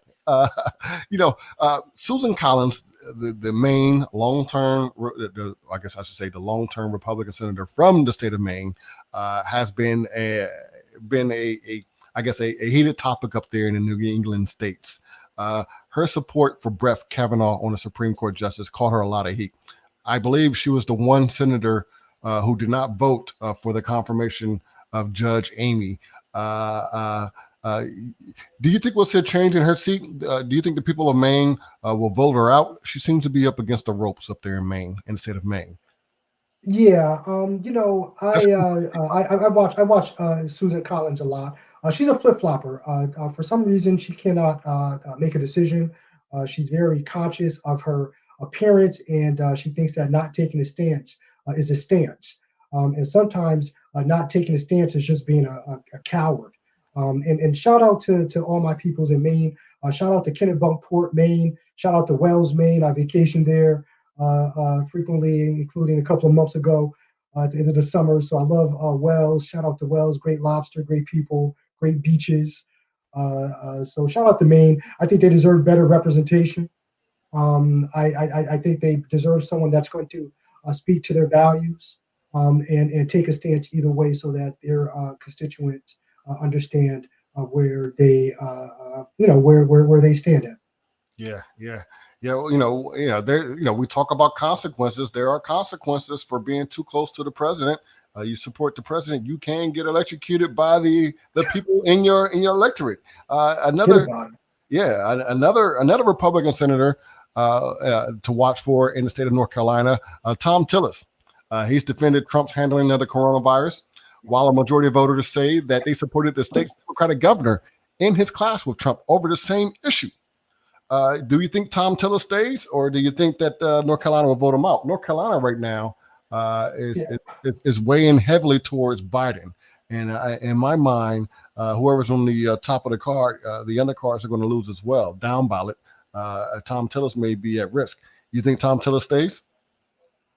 You know what? The way it's looking, I think it's a possibility. And what's even more concerning is that it looks like Trump is winning Florida handily right now. So those are one of the early states that Biden probably needed to win to make this a shorter night for him. So this is looking. Trump is leading in Florida. Yeah, he's leading in Florida. What's reporting?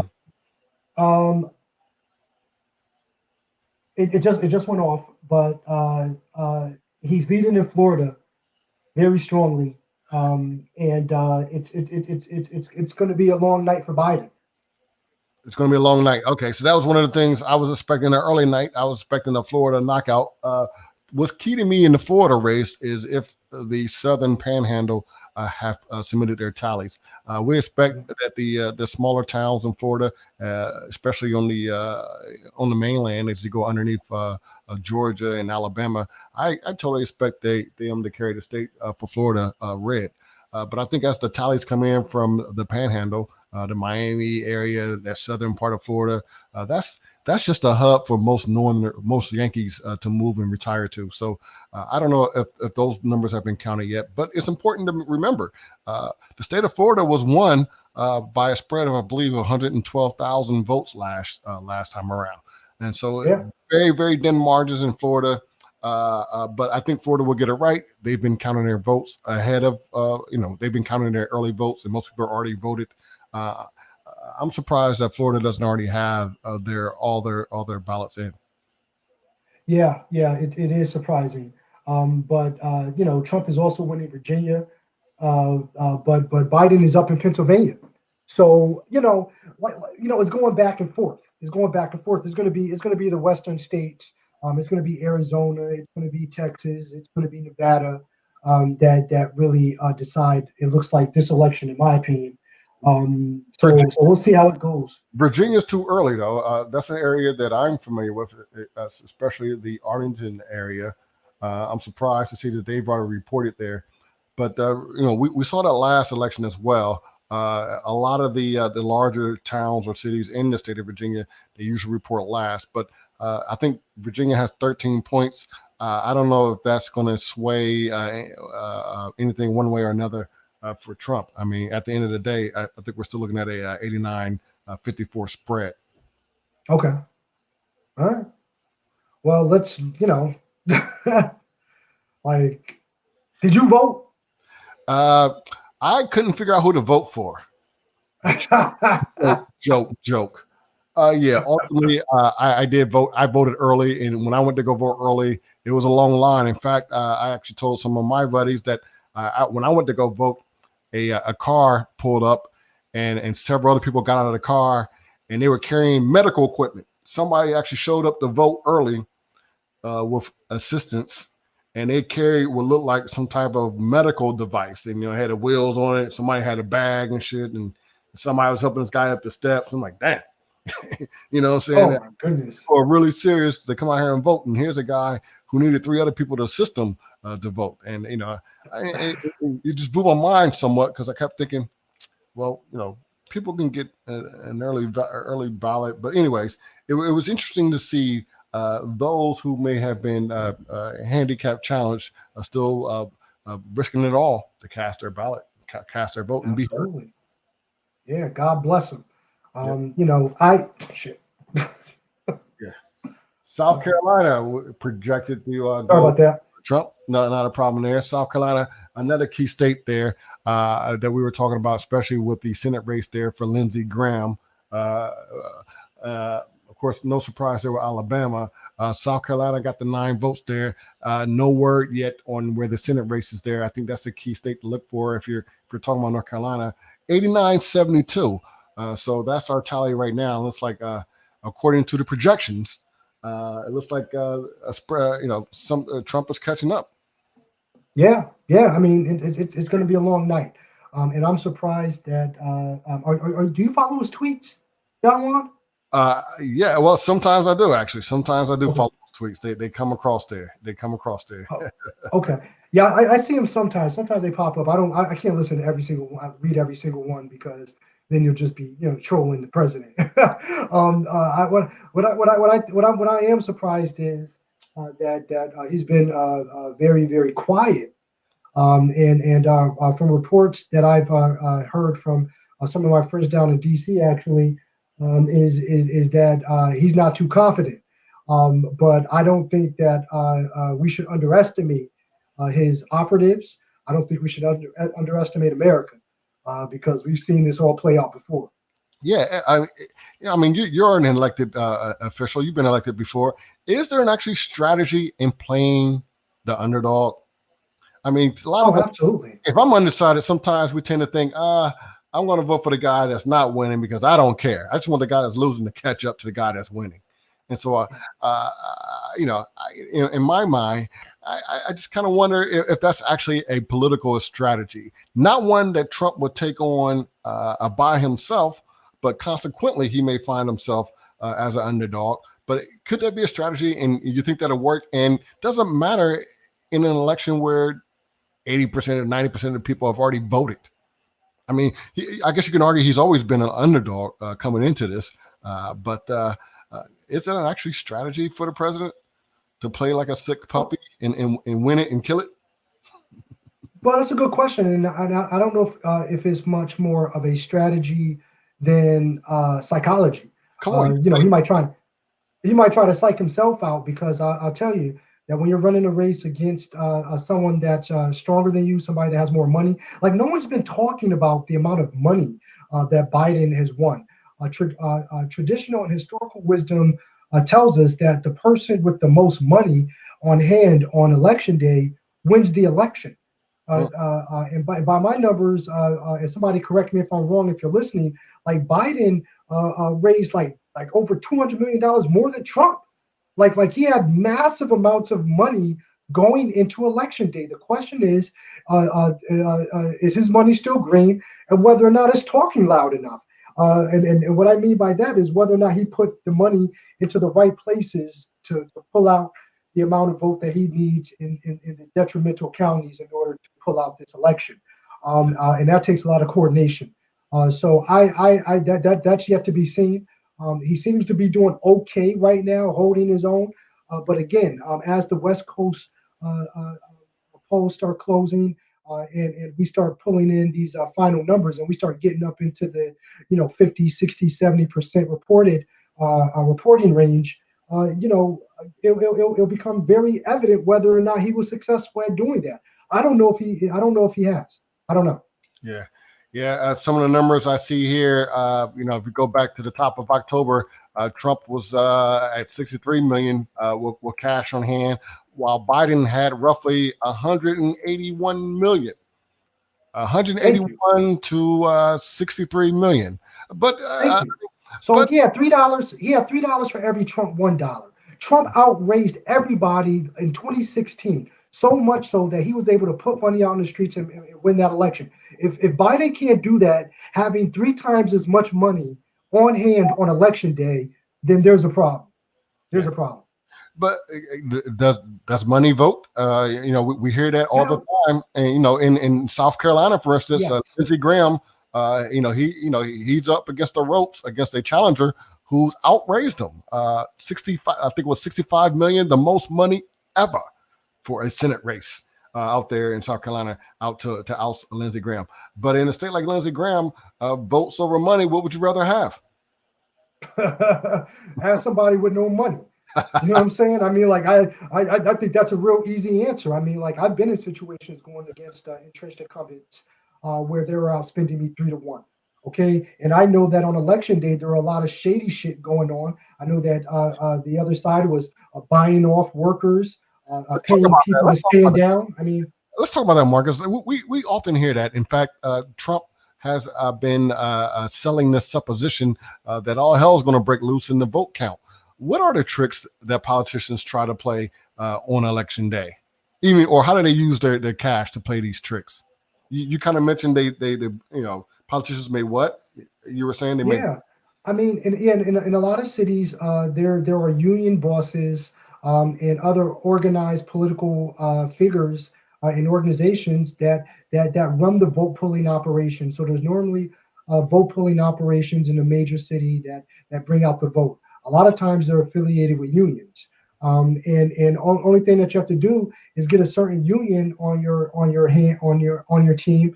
Provide enough money through political action committees, which were made legal by Citizens United, which was a Supreme Court decision passed down, I think, in 2000 by the Supreme Court that said that corporations could be counted as individuals or political contribution purposes. Right. And then you got big money in politics just like that, and it's legal. So money flows from wealthy individuals into political organizations or unions, and therefore get out to street people that pull out the vote to the polls. Yeah. So it works both ways, Don Juan. Either you could pay people to go to the polls, or you could pay people to stay home. That's what winds up happening, and that's how money is used a lot of times in politics. Yeah. That's unfortunate. That's kind of crazy. When I think about Citizens United, I think the Citizens United case is the very reason that we see a K-shaped economy today. I mean, if you think about it, the corporations go straight up. Then you got the wealthy, the 1%ers. They get the 45-degree angle in this K-shaped economy, and the rest of us are taking the downward leg of the K, thus creating this K-shaped economy. I think Citizens United was a drastic mistake, and I hope that the courts get to looking at that again and reversing that, because again, you're taking away power from the people when you let the corporations and the corporate money dictate how we live. The next thing you know, there'll be factories, and we'll have houses on top of soiled lakes and dirty water and more emissions. I mean, the ideal of a green plan would certainly be far, far, far and away. Oh, totally, totally. And I agree. It's something that needs to be re-examined by the highest court in the land. I don't think it's going to happen anytime soon. That being said, I mean, the court is 6-3 leaning conservative, and with the new Supreme Court Justice Amy Barrett on board, she's basically given them a sound majority to defeat every single liberal or moderate agenda item that comes before their court. Yes. So again, when you talk about the importance of judges and how folks forget that they are the third branch of government. You have the legislative, you have the executive, the legislative, which is the Senate and the House of Representatives, the executive, which is the president, and the judicial, which is the Supreme Court. The system of checks and balances only plays when you have back and forth, when you have debate. When you have all of them all in tandem, that's when tyranny starts to begin. And that's what we basically have right now. We have a Senate-controlled majority in the Senate, a Republican-controlled majority in the Senate, a Republican president, and we have a Republican-leaning Supreme Court. And when all three branches of government are leaning in one ideological direction, then you don't have a lot of fair and balanced decisions being made. Yeah, when you're talking about the same Supreme Court, make no mistake about it.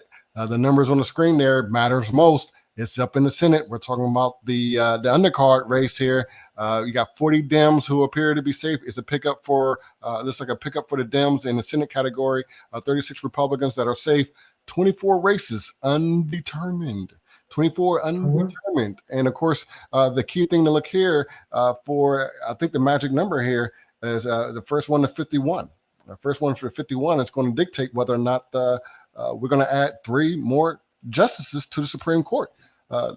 You think that's a fair way to play by stacking the court? Do you think the Democrats will do such a thing if they get a majority in the Senate? Yeah, of course, I don't want to speculate because you never can predict politics. What I will say is that Biden has said that there's going to be a healthy debate around judge reform and how judges are appointed and when they're appointed and who has the power to appoint them. Now, the president, of course, can technically stack the court, but from a public policy perspective, I don't know if that will fly. I don't know if that will turn off enough of his supporters, whereas politically it would be indefensible. So I think it's up in the air. Depends on how well the Democrats win, or how bad the Republicans lose, if that makes sense. If they pick up the Senate and they keep hold of the House, which is almost a foregone conclusion, then they won't have to stack the court. But if the Republicans keep the Senate, then and Biden wins the presidency, who knows? Yes. Where do you see it happening? How do you see it? Do you see do the Dems win the Senate? I think it's a possibility. Let's not forget there's 100 senators. Each state gets 2 senators. That is supposed to be the equalizer as compared to our representatives, which are more proportionally based upon the population of the state and its counties. I think that you say 51 is correct, but it could very well be a 50-50 tie, and then it's broken. The tie is broken by the vice president, who is the president of the Senate. So it's actually 50. If the Democrats could pick up 50 seats and win the presidency, then they'll have control over the Senate. So if Kamala Harris becomes vice president, the governor of California appoints a senator in her place. Is that right? Or does California hold a special election? Do you recall? I'm not sure. I'm not sure about that California state law. Yes. But it's either one. Either if it's I think if it's within an election year. If this is an election year, I don't know. I don't think it is for them from a Senate perspective or for Kamala's perspective. So I suspect that the governor of California, Governor Gavin, will appoint someone to complete Senator Harris's term if the Biden-Harris team or ticket wins. Yeah, and I only recall that from the episode when there was a Senator Obama and Governor Gavoyevich took an advantage of the empty seat and tried to sell the seat, which actually landed him in jail or in prison for that stunt, which, by the way, he was actually pardoned by President Trump. President Trump. Yeah, well, Trump respects people that Showed up on the show. do business the way he does business. Well, like Trump. Show. He was a guest. Yeah. Exactly. And Trump is used to dealing with folks in New York, people in the concrete business, if you know what I mean. So that's those. So he respects people that play a little bit under the radar, and a little bit below board. But we know that being above board and being honest is always the best way to do business. And I think that America is starting to trend more back towards a more stable way of conducting politics rather than Trump's kind of shady way. Absolutely there. We kind of talked about some of the undercard races here. Are there any surprises that we can expect, perhaps maybe with some of the congressional races? One of the congressional races that sticks to my mind is out there in Baltimore. Kwame Mfume is making a return, but he's up against some eye candy, I should say, out there in Baltimore. A young lady who appears to go by Kim Classic. She's running against the longtime poll from Baltimore. She's famously known for parading around in a bright red dress, walking through the slums of well, I'm not gonna say slums, but some of the abandoned homes in Baltimore, promising to bring change. She was endorsed by Don Trump Jr. She's raised $7 million after President Trump shared her campaign video. Which again, she looks good walking through the ruins of Baltimore. But Kwame Mfume have a chance of coming back and taking on Elijah Cummings' seat? You know what? That's a good question. And you know what? I haven't spoken to my contacts down in Baltimore since last week about that. But no one's taking any of this for granted. The Democrats are not acting like they have this in the bag. From what I hear, they're working hard, and they take Miss Classic serious. I mean, you have to take at least her money seriously, and the resources that the Republican Party has been placing in that district. I think Elijah Cummings' district has historically been a civil rights district, a strong civil rights district with a strong history of activism and leadership. So there's a lot of folks that would love to see it continue in that trend. But again, you don't want to take anything for granted coming from the Republican Party candidate, especially one that's well funded. Absolutely. She again. There are people who appreciate the eye candy. Kim Classic. She certainly brings that to the Baltimore race here. In fact, let me see if I can cue that up here and just give everyone a sense of what I'm talking about here. Let me. I got some ads. When I bought my got some ads ring, here. I got some ads in here that needs to flow by here. But I definitely got to show our viewers here who Kim Classic is. If you're not, But I think that she's going to make a case. Let me just put this out here for you, Marcus. Let me hear your comment after that. Put this up front here. Let's go to it. Let's go to the videotape. By Elijah Cummings, with what issues are taking center stage. Paul. Hi, Denise. Yeah, that Maryland woman who documented Baltimore's blight and dumping last summer is now a candidate for Congress. Kimberly Klasich's new ad has been seen and shared by hundreds of thousands. Do you care about Black lives? The people that run Baltimore don't. The 3-minute online ad titled Black Lives Don't Matter to Democrats was released Monday. Republican congressional candidate Kimberly Klasich takes viewers on a tour through the 7th Congressional District, where she's running against incumbent Kweisi Mfume. It's a good ad, fast-paced, not usual talking heads. It'll get attention. It has got Klasich attention. Almost 1 million views already on Facebook and more than 100,000 shares on Twitter. It taps into inner-city grievances. Left behind frustration, anger. Political scientist Matthew Crinson says Klasich's odds are still long. Practically impossible, even with a very good ad. Klasich has a steep electoral hill to climb. No Republican has earned higher than 27% of the vote in the 7th District the past 18 years. Crinson says the ad leaves out policy proposals and is misleading to place blame solely at Democrats' feet. It echoes what President Trump said about the 7th District. Klasich burst onto the national scene when she documented Baltimore blight last summer, causing President Trump to call the city rat-infested, blaming then-Congressman Elijah Cummings. Klasich lost to Mfume in April's special election and squares off against him again in November. Both candidates sat down with WJZ back in June and touted unique qualifications. Mfume then spoke to what he described as Republicans' lack of action on the pandemic and police brutality. This president is sort of slow to the party sometimes on major issues that affect people. And this issue of police brutality is at the top of the list of things that good, average, decent people are concerned about. I've been using, that term unbought and unbossed. I get a lot of money from across the nation, right? A lot of small donors. I don't have anyone in my back pocket. I don't have anyone, no special interest groups where I owe them any favors. I am strictly here for the people. Back live now, we reached out to both campaigns today, both Congressman Cummings or Congressman Mfume and Kimberly Klasich both declined on-camera interviews. For now, reporting live in the 7th District, I'm Paul Gessler for WJZ.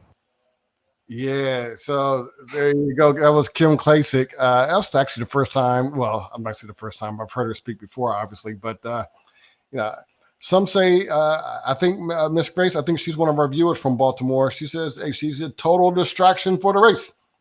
And I think a lot of people agree there. Baltimore, or at least the state of Maryland, I don't think anyone anticipates there to be an upset there.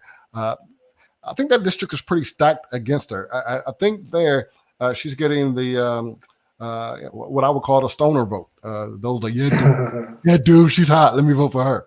And so I don't know if there's enough of them in Baltimore that will carry her over the victory line.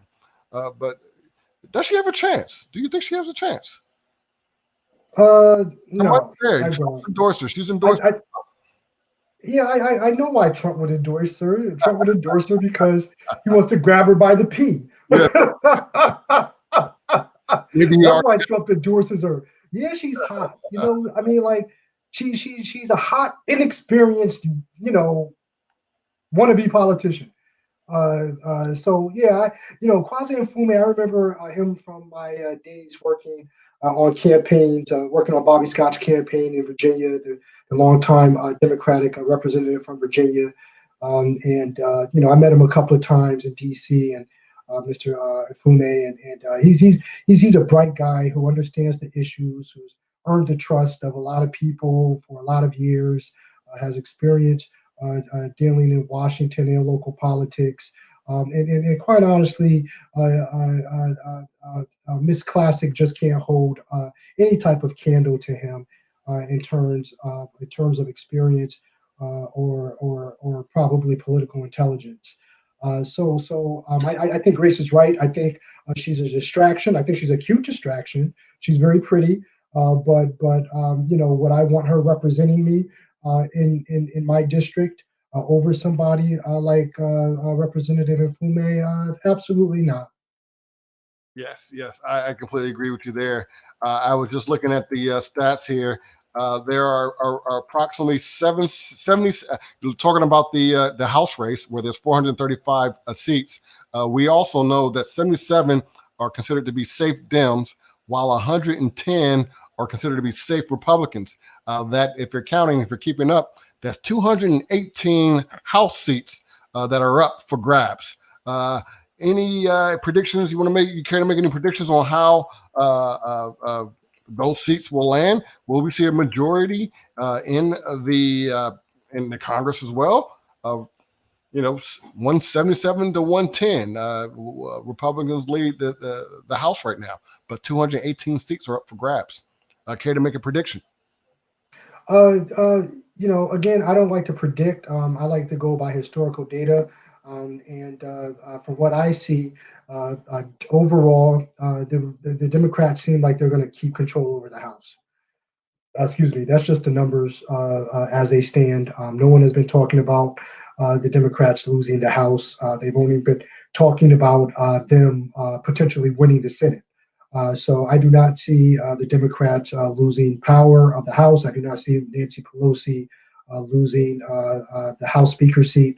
I think that anything that happens tonight, I think the Democrats keeping control over the House is probably certain. Yeah. Well, some of the news coming in from North Carolina. We talk about some of the lower card races in terms of the Senate and Congress going to the governor's race in North Carolina.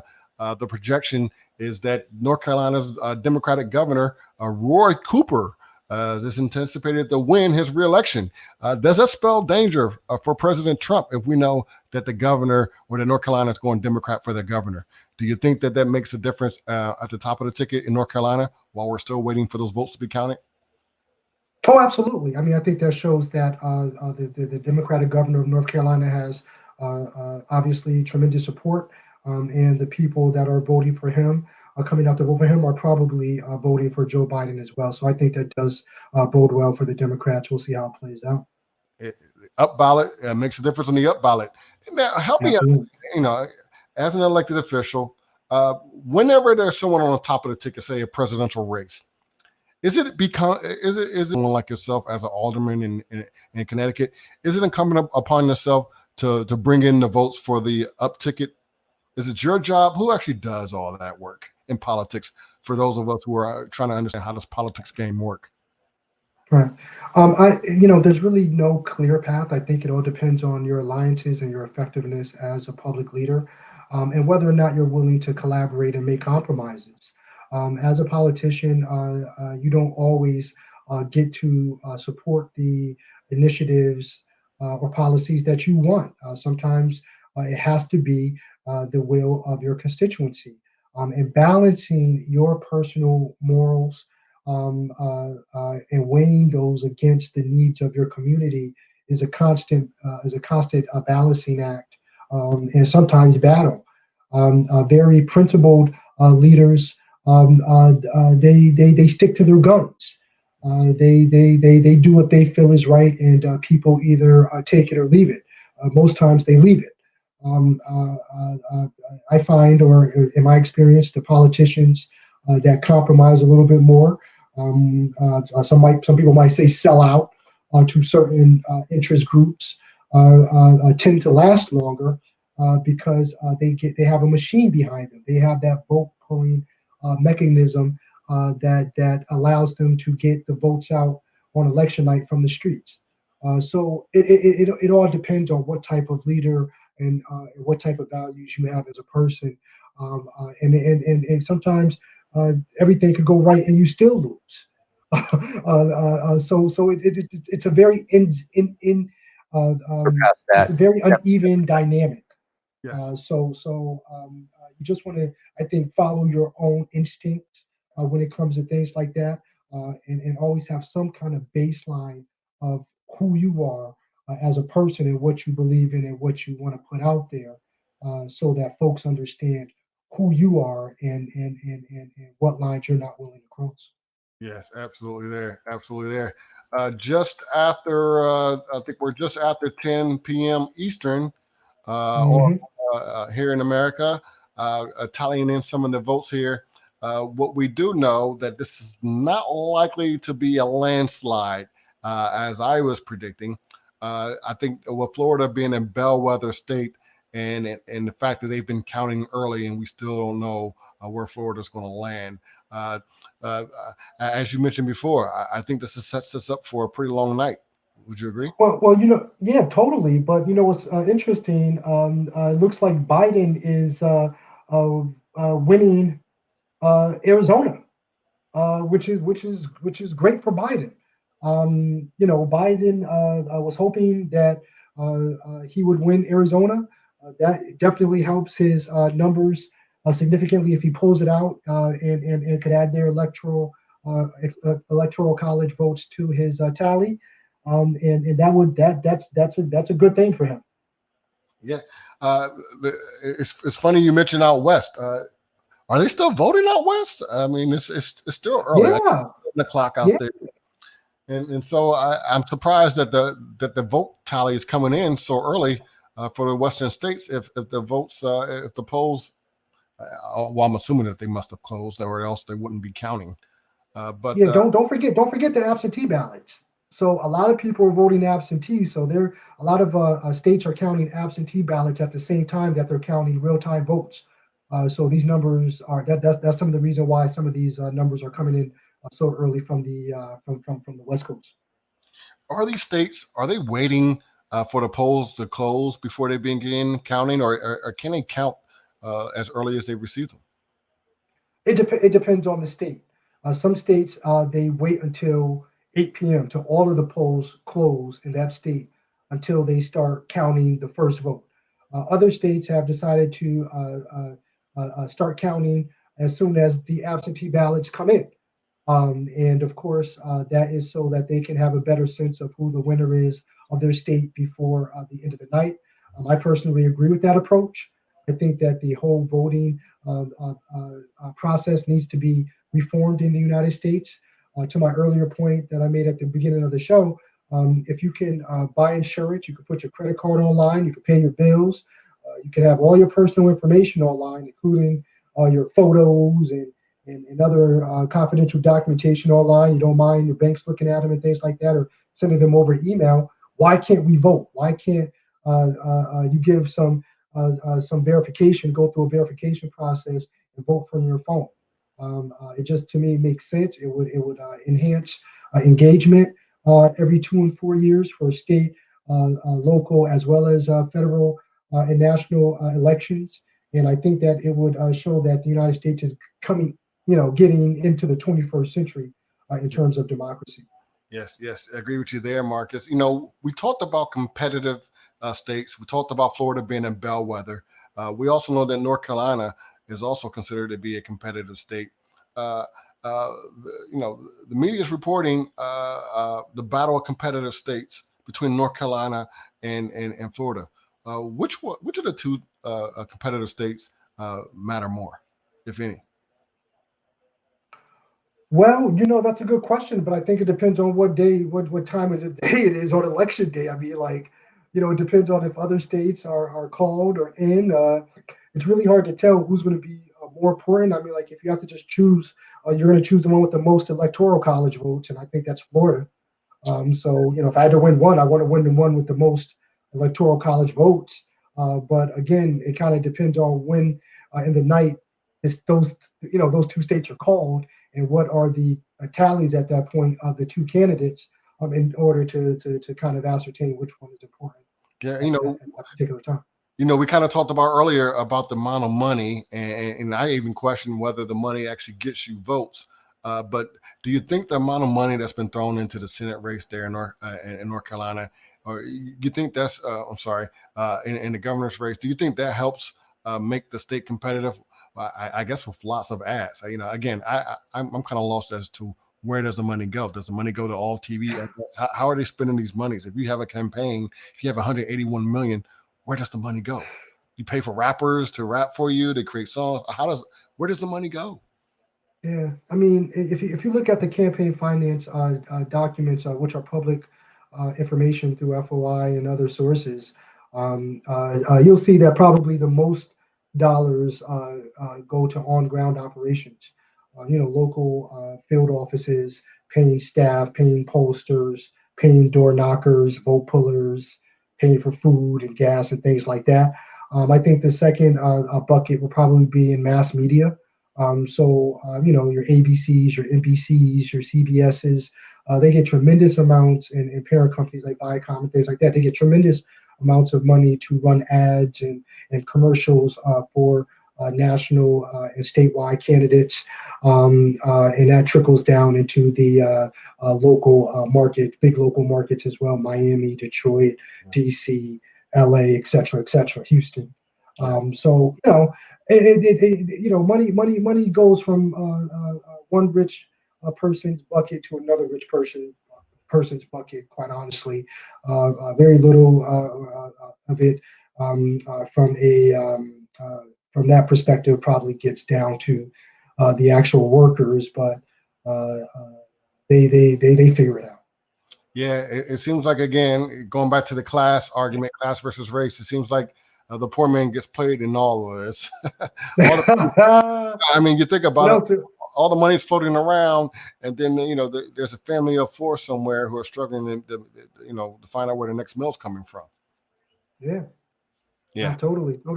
Yeah, you know what, Marcus? You know what the time it is. It's time for me to remind everyone that you can follow us, and if you are following us, maybe you're on Periscope, maybe you're on Twitch, maybe you're on YouTube, maybe you're on Facebook. Go ahead and give us a shout out, leave a comment in the box, and don't forget, if you can call in. That's right. This is a free call-in show based on your phone plan. Use the URL in the description box, and you can just simply call right in.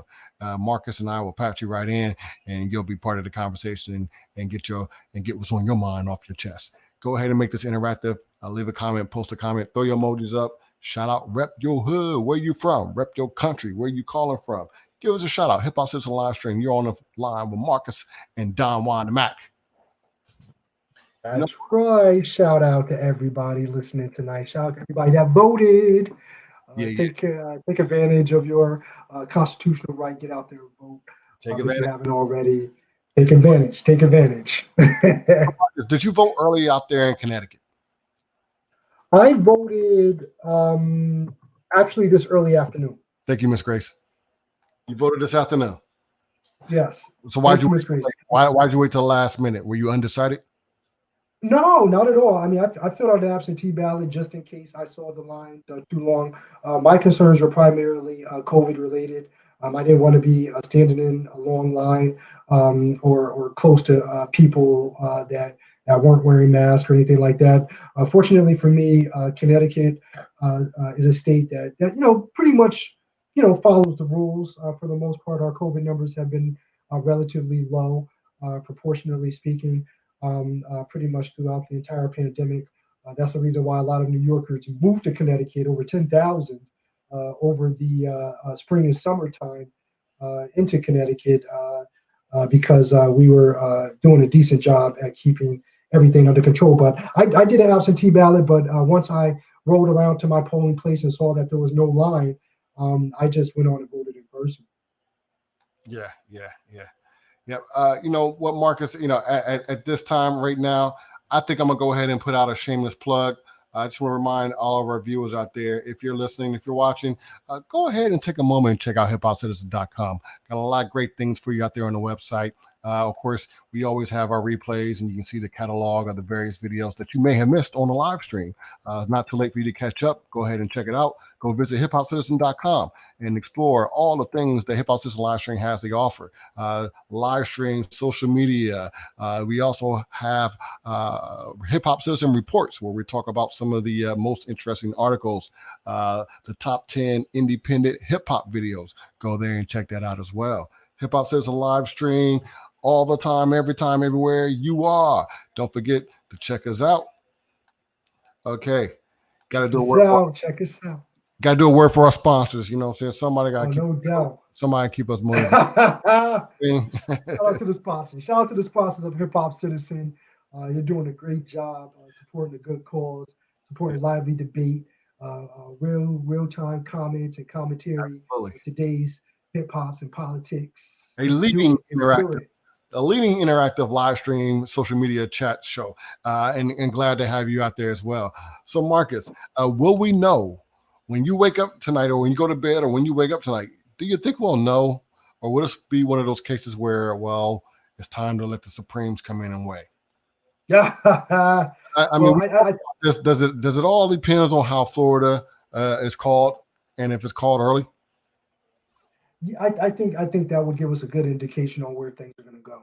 But let's not forget, there's never been an election where all the votes were counted at the end of election night. I mean, voting and tallying voting normally goes on for weeks after the election, and final numbers aren't even available for normally at least a week after the election. So the fact that Trump I was going around saying that if the election results are not in completely by election night, just either is ignorance or him just saying anything off the top of his head, because it's never been that way. Now, what folks do is they project the winner based on the trends, and normally the trends wind up being trending predictions normally wind up being correct, but there's never been an instance where all of the votes nationwide have been completely counted and verified the night of the election.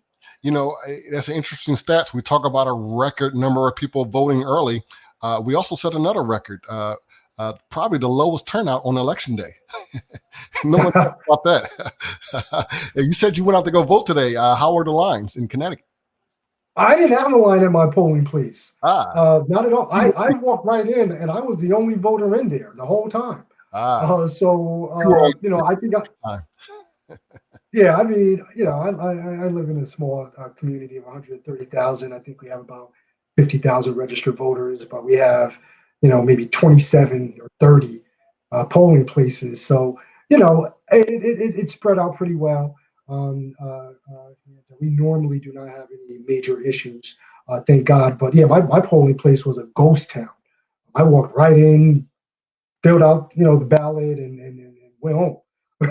Yeah. So, yeah, I just thought it was ironic. No one's talking about the record low turnout today.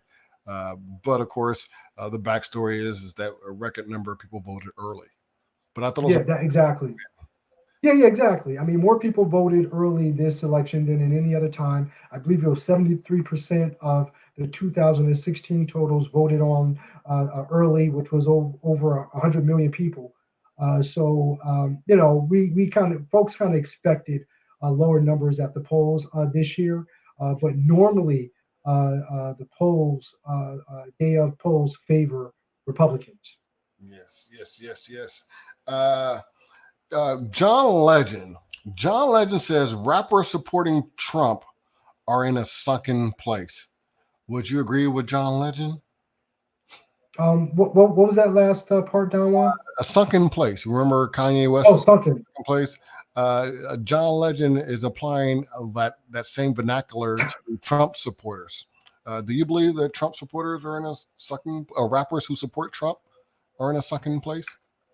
And by the way, I don't know too many rappers who actually supported Trump. I think R.A. the Rugged Man is supporting Trump. I think Wayne is.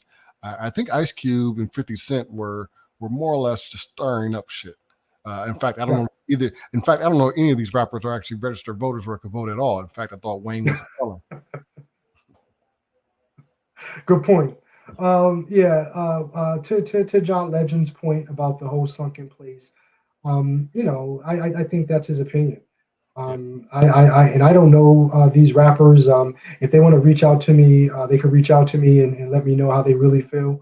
But I think folks are self-interested. I mean, we're humans, and they're going to do things that benefit them, or if they see a play, financial or otherwise, they might try to capitalize on that because they think it's good business. And let's not forget, politics is a business.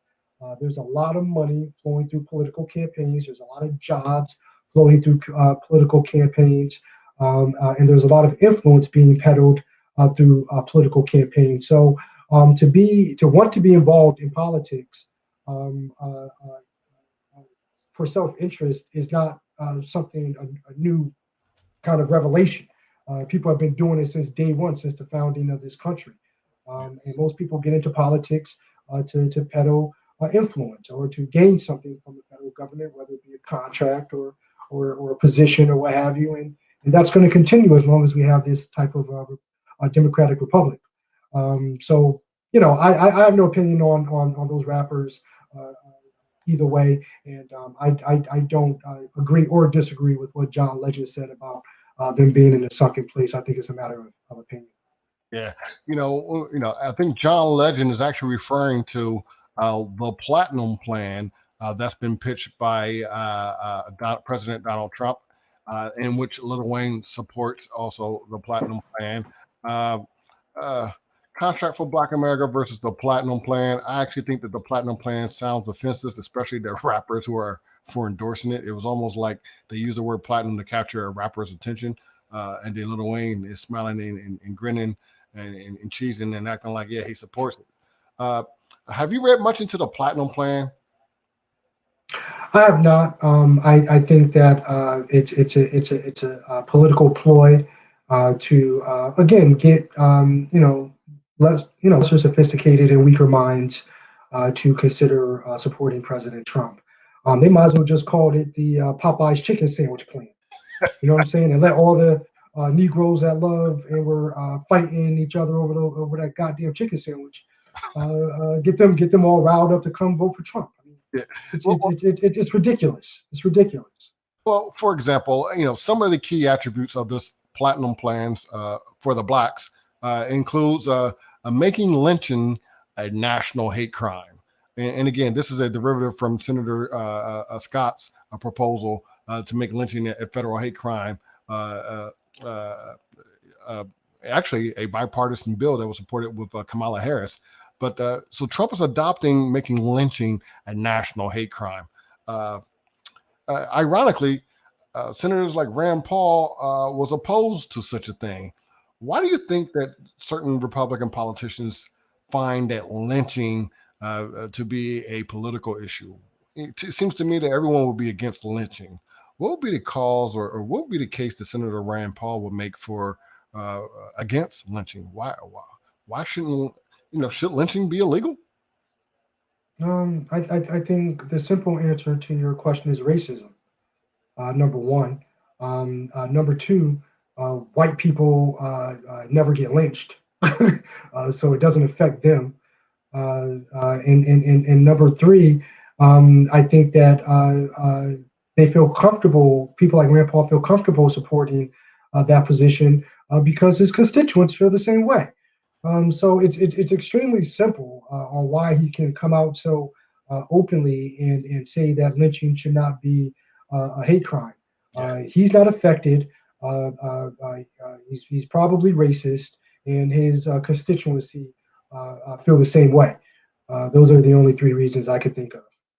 Yeah, some of the other key attributes of President Trump's Platinum Plan also includes making Juneteenth, recognizing Juneteenth as a federal holiday.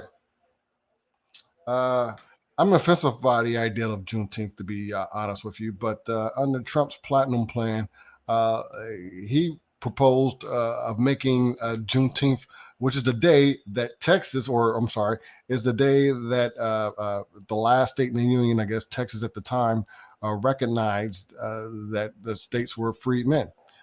Is my understanding, 2 years later after the fact. And so that's been a cultural celebration in southern states, also known as Juneteenth. But Trump has agreed to accept making that a federal holiday.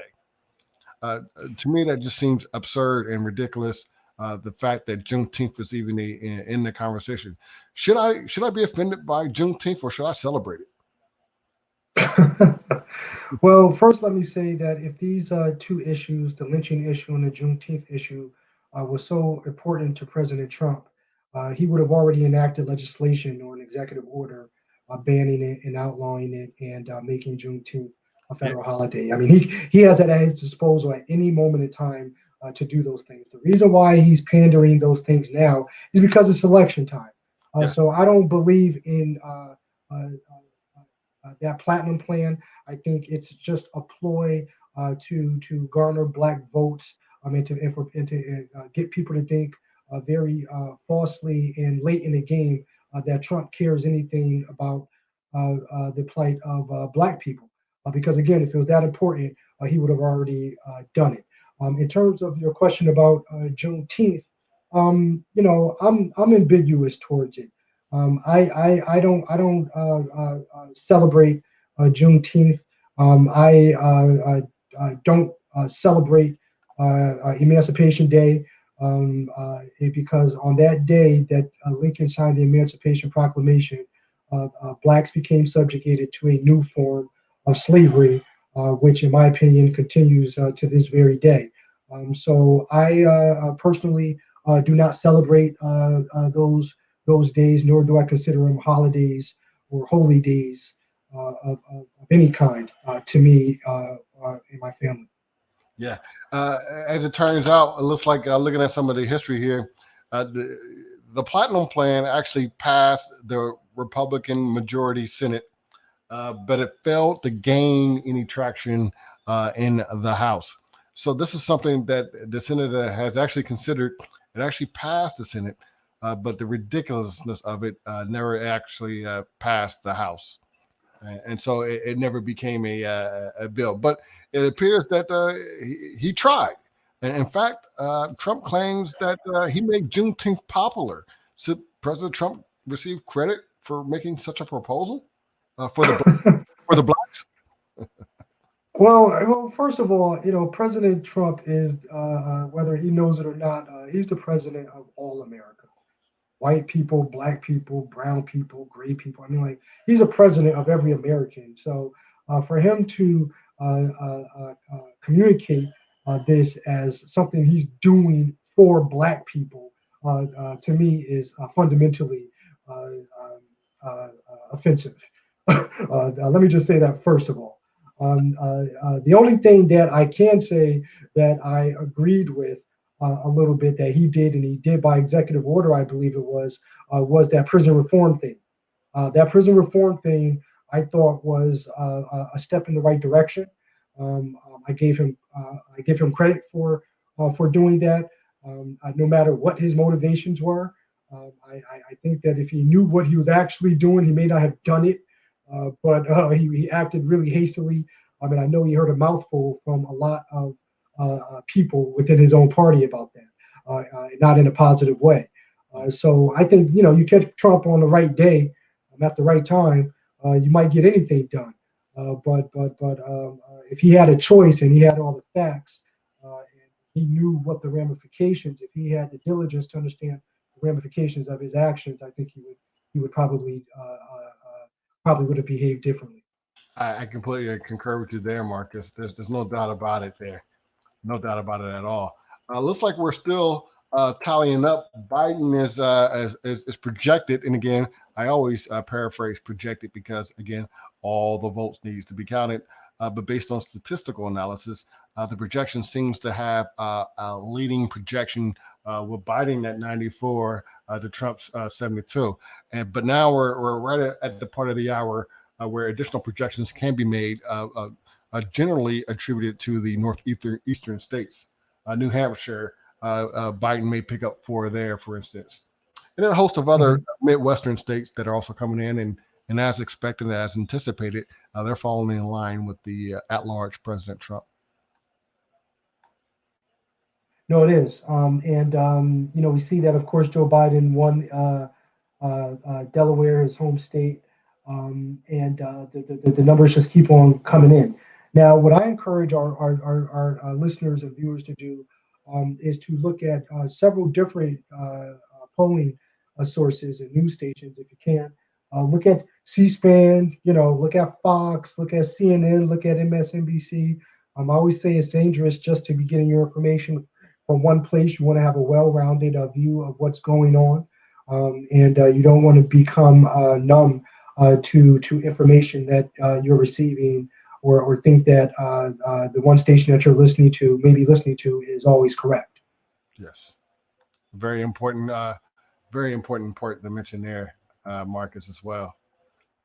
As I look at some of the numbers here, some of the data that's coming in here, have we seen anything surprising that we've seen so far? It seems like all the contested or the at least anticipated to be contested states, they're being cautious. No one's said one thing or another. Everything right now appears to be going according to expectations.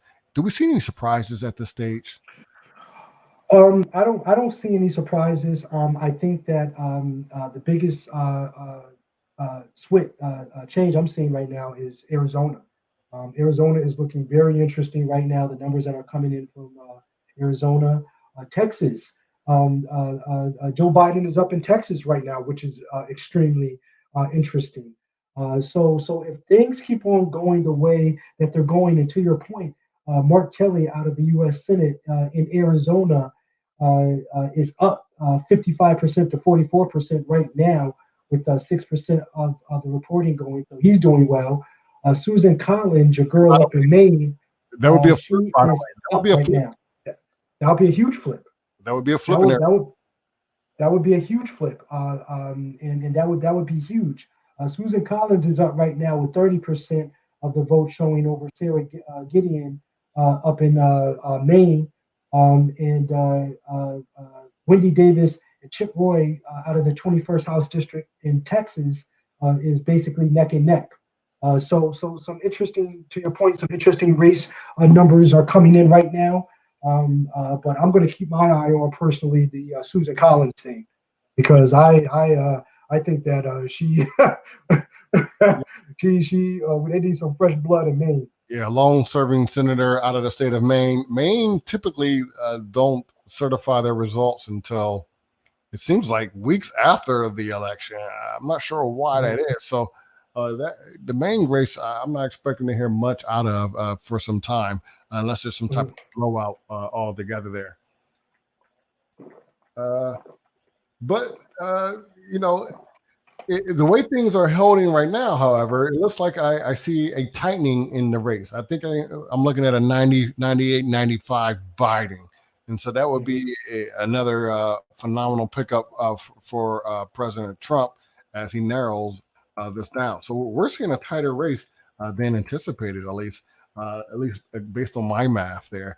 95, 98, Biden's lead on a projected Electoral College count. Oh, absolutely, absolutely. It's tight. It's tight, and it's going to be tight for a couple more hours while California and other states out west start bringing in some major numbers. Just so everyone knows, West Coast polls do close in 15 minutes. So if you're on the West Coast, if you're in LA, if you're in Arizona, I think you have about 15 minutes before the polls close at 8 o'clock. So if you haven't voted out there, get out and vote. Yep, I would completely agree. And I also will proffer as well, Marcus, on that along the same vein. If you voted already, throw a shout out. Who are you voting for? Are you afraid to tell people who you're voting for? Go ahead and throw up the R or B for your guy in this race. What are you voting for? And as I told my child, who should I be voting for? My daughters, they wish they can vote, and I took their considerations into play of who to vote for. I had my 7-year-old and my teenager. They both petitioned me to vote for a certain candidate. It was fun. Oh, word up. It was fun. It was fun, especially my 7-year-old to hear her opinion.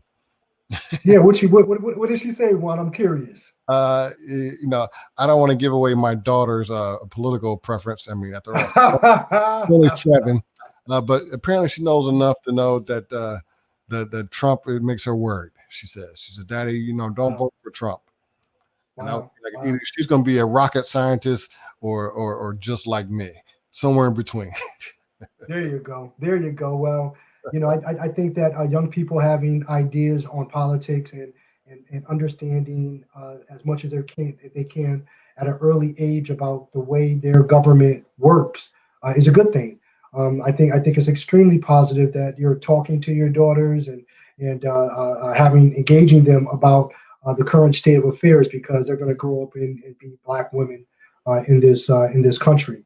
And it's never too young to start talking, to your kids about politics, and why it's important to be engaged and to understand what's going on around you.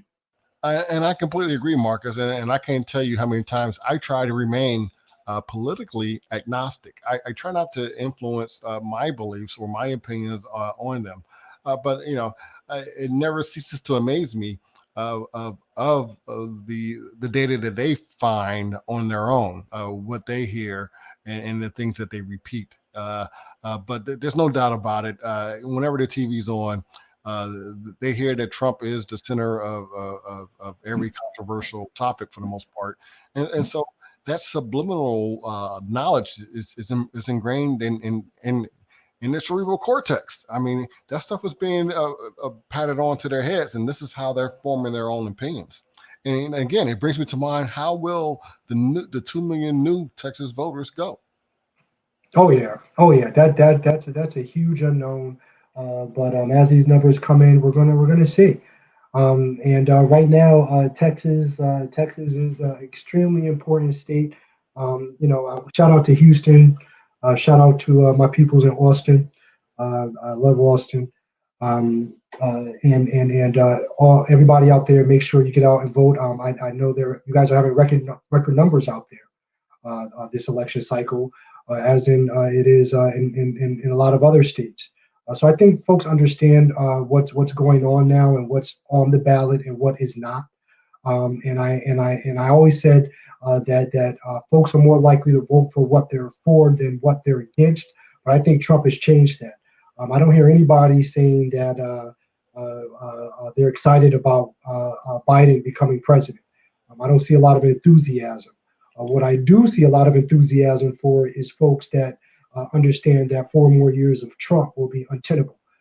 That he's likely to destroy this country if he gets another 4 years. So that's why they're coming out and voting in such high numbers. Yeah. But I was just going to add, I totally look forward to Biden bringing boring back to the White House. But I don't think Biden can do it either. I mean, Biden, like I said, we talked about it earlier. Biden's at that age where he is he's subjected to making goofy statements just as much as I'll never forget one of my favorite misquotes from Biden after watching a group of cheerleaders perform on stage. I think he goes on the stage and he said, "Man, it's amazing what these women can do on hardwood." So I still think that. Let's not forget what Obama said a month ago. That was real telling. He said, "Don't underestimate Biden's ability to fuck things up." I know he did. He said that on an off mic, or maybe it was a on mic that he didn't know. But I thought that was kind of telling and funny. But again, it's not necessarily, unfortunately, about the candidates. It's about the direction we want our country to go in. It's about how we see ourselves as Americans, not only here domestically but on the world stage, and whether or not we're safer or not from a COVID perspective, from a military perspective, et cetera, with a Trump administration or a potential Biden administration. And I think folks are starting to look at, especially voters are looking at things from a much broader perspective now, and starting to think more about temperament, starting to think more about diligence and seriousness to this craft. And I think Obama said it perfectly in his speech in Pennsylvania the other night, that Trump has no want or need to be a good president. Like, he hasn't learned anything. Like, Obama thought that he was going to maybe change or come into his own, or start to take the levity of the presidency a little bit more seriously. Yes. And that just hasn't happened. He doesn't take this seriously. He'll say anything, do anything at any moment and on a whim, and folks are tired of it. Folks are tired of it. Yeah, it looks like the electoral projection has changed just a little bit. Well, a big bump there. We are looking at a 118 to 105 projection. 118 to 105. Some of them have it that way. I'm pretty sure you go to different networks. Those numbers may be slow to be confirmed, but at least one of the major networks is claiming a 118 to 105. And again, 270, Marcus, we're almost there. And by the way, speaking about almost there, just want to remind our callers out there, the lines are open. Give us a call, join the chat. The leading social media magazine, live stream and chat show, Hip Hop Citizen live stream, Facebook, YouTube, Periscope, Twitter, Twitch. This is it, baby. We are here on all streams. The lines are open. Feel free to give us a call. Don't be shy. 118. Hit me up. Hit me up. Here you go. Looks like the polls, like you said, West Coast polls are projected to close here shortly in about 8 to 7 minutes or so. How the race gets serious after that, right? I think what they begin. Wait, is the polls closing, or are they going to begin? Is the polls closed, right, on the West Coast, right? Is that what I said? The polls yeah. Okay, so the polls close, and pretty sure an hour or so after that, projections will be made. But I think it's fair to say California, what's 56 points? I believe there's 56. Yeah, I think that's up there. Yeah. If California is 56 or 55, I'm sorry. Let me put that map up there just to share with those who may be wondering. But yeah, when the West Coast comes in here, the numbers are about to get real. I mean, we're talking about 118. 55. Yeah, 118. Once West Coast comes in there, Biden is expected to gain at least, by my count, another 80 points or so. And that's really going to change the calculus of how we get to 270. What you're looking at now is the yesterday's projected map, and the yellow being your toss-ups or the battleground states, if you will. What we're seeing there is the Arizona's in the yellow here. We believe that's going to go blue, for instance. All that factor into the calculus of giving the 118 to 105 projected tally value. Just want to give a shout out to all my people in the Rust Belt states. If you're in Michigan, Ohio, Pennsylvania, Florida, call in. Let us know how you voting. What do you see out there in your towns and your communities? How do you think your state's going to go? Especially if you're from Florida, go ahead and give us a call. North Carolina, give us a ring in. Shout out Pennsylvania, Ohio, AZ, Arizona, Texas. Texas has been teased as a battleground state for years, but a lot of professionals says, nah, no way, Texas stays red. But if you're out there, give us a buzz, call in, let us know what you're thinking. Yeah, please do. Call in. We want to hear what you're thinking. Don Juan Mac is in the house, kicking up dust for the 2020 election season. I'm Marcus Packer coming to you live. Marcus, talk hip hop and politics. You ran for mayor in your city. Are there any lessons learned, anything that you can pick up on how you could do better in your own personal campaign by watching these national races? Do you find that if you say, I can grab them by the P, do you get more votes that way? Is it different in your area? Is there any lessons that can be learned for those who are thinking about running for race? Yeah. Well, I don't think you want to start saying things like that, especially if you live in a town with the Ivy League institution. New Haven is home to Yale University, a bastion of liberal thinking, and a lot of great minds. There's a lot of intelligent, bright women, in my community, in my city. So I don't think verbiage like that would be accepted as endearing in any way. As a matter of fact, it might get you smacked around here. So yeah, like around here, nah, that ain't gonna work. But apparently in other places in the country, it doesn't matter as much, or folks are willing to turn the other cheek. Myself personally, I love women. My mother's a woman, my wife's a woman, my sister's a woman.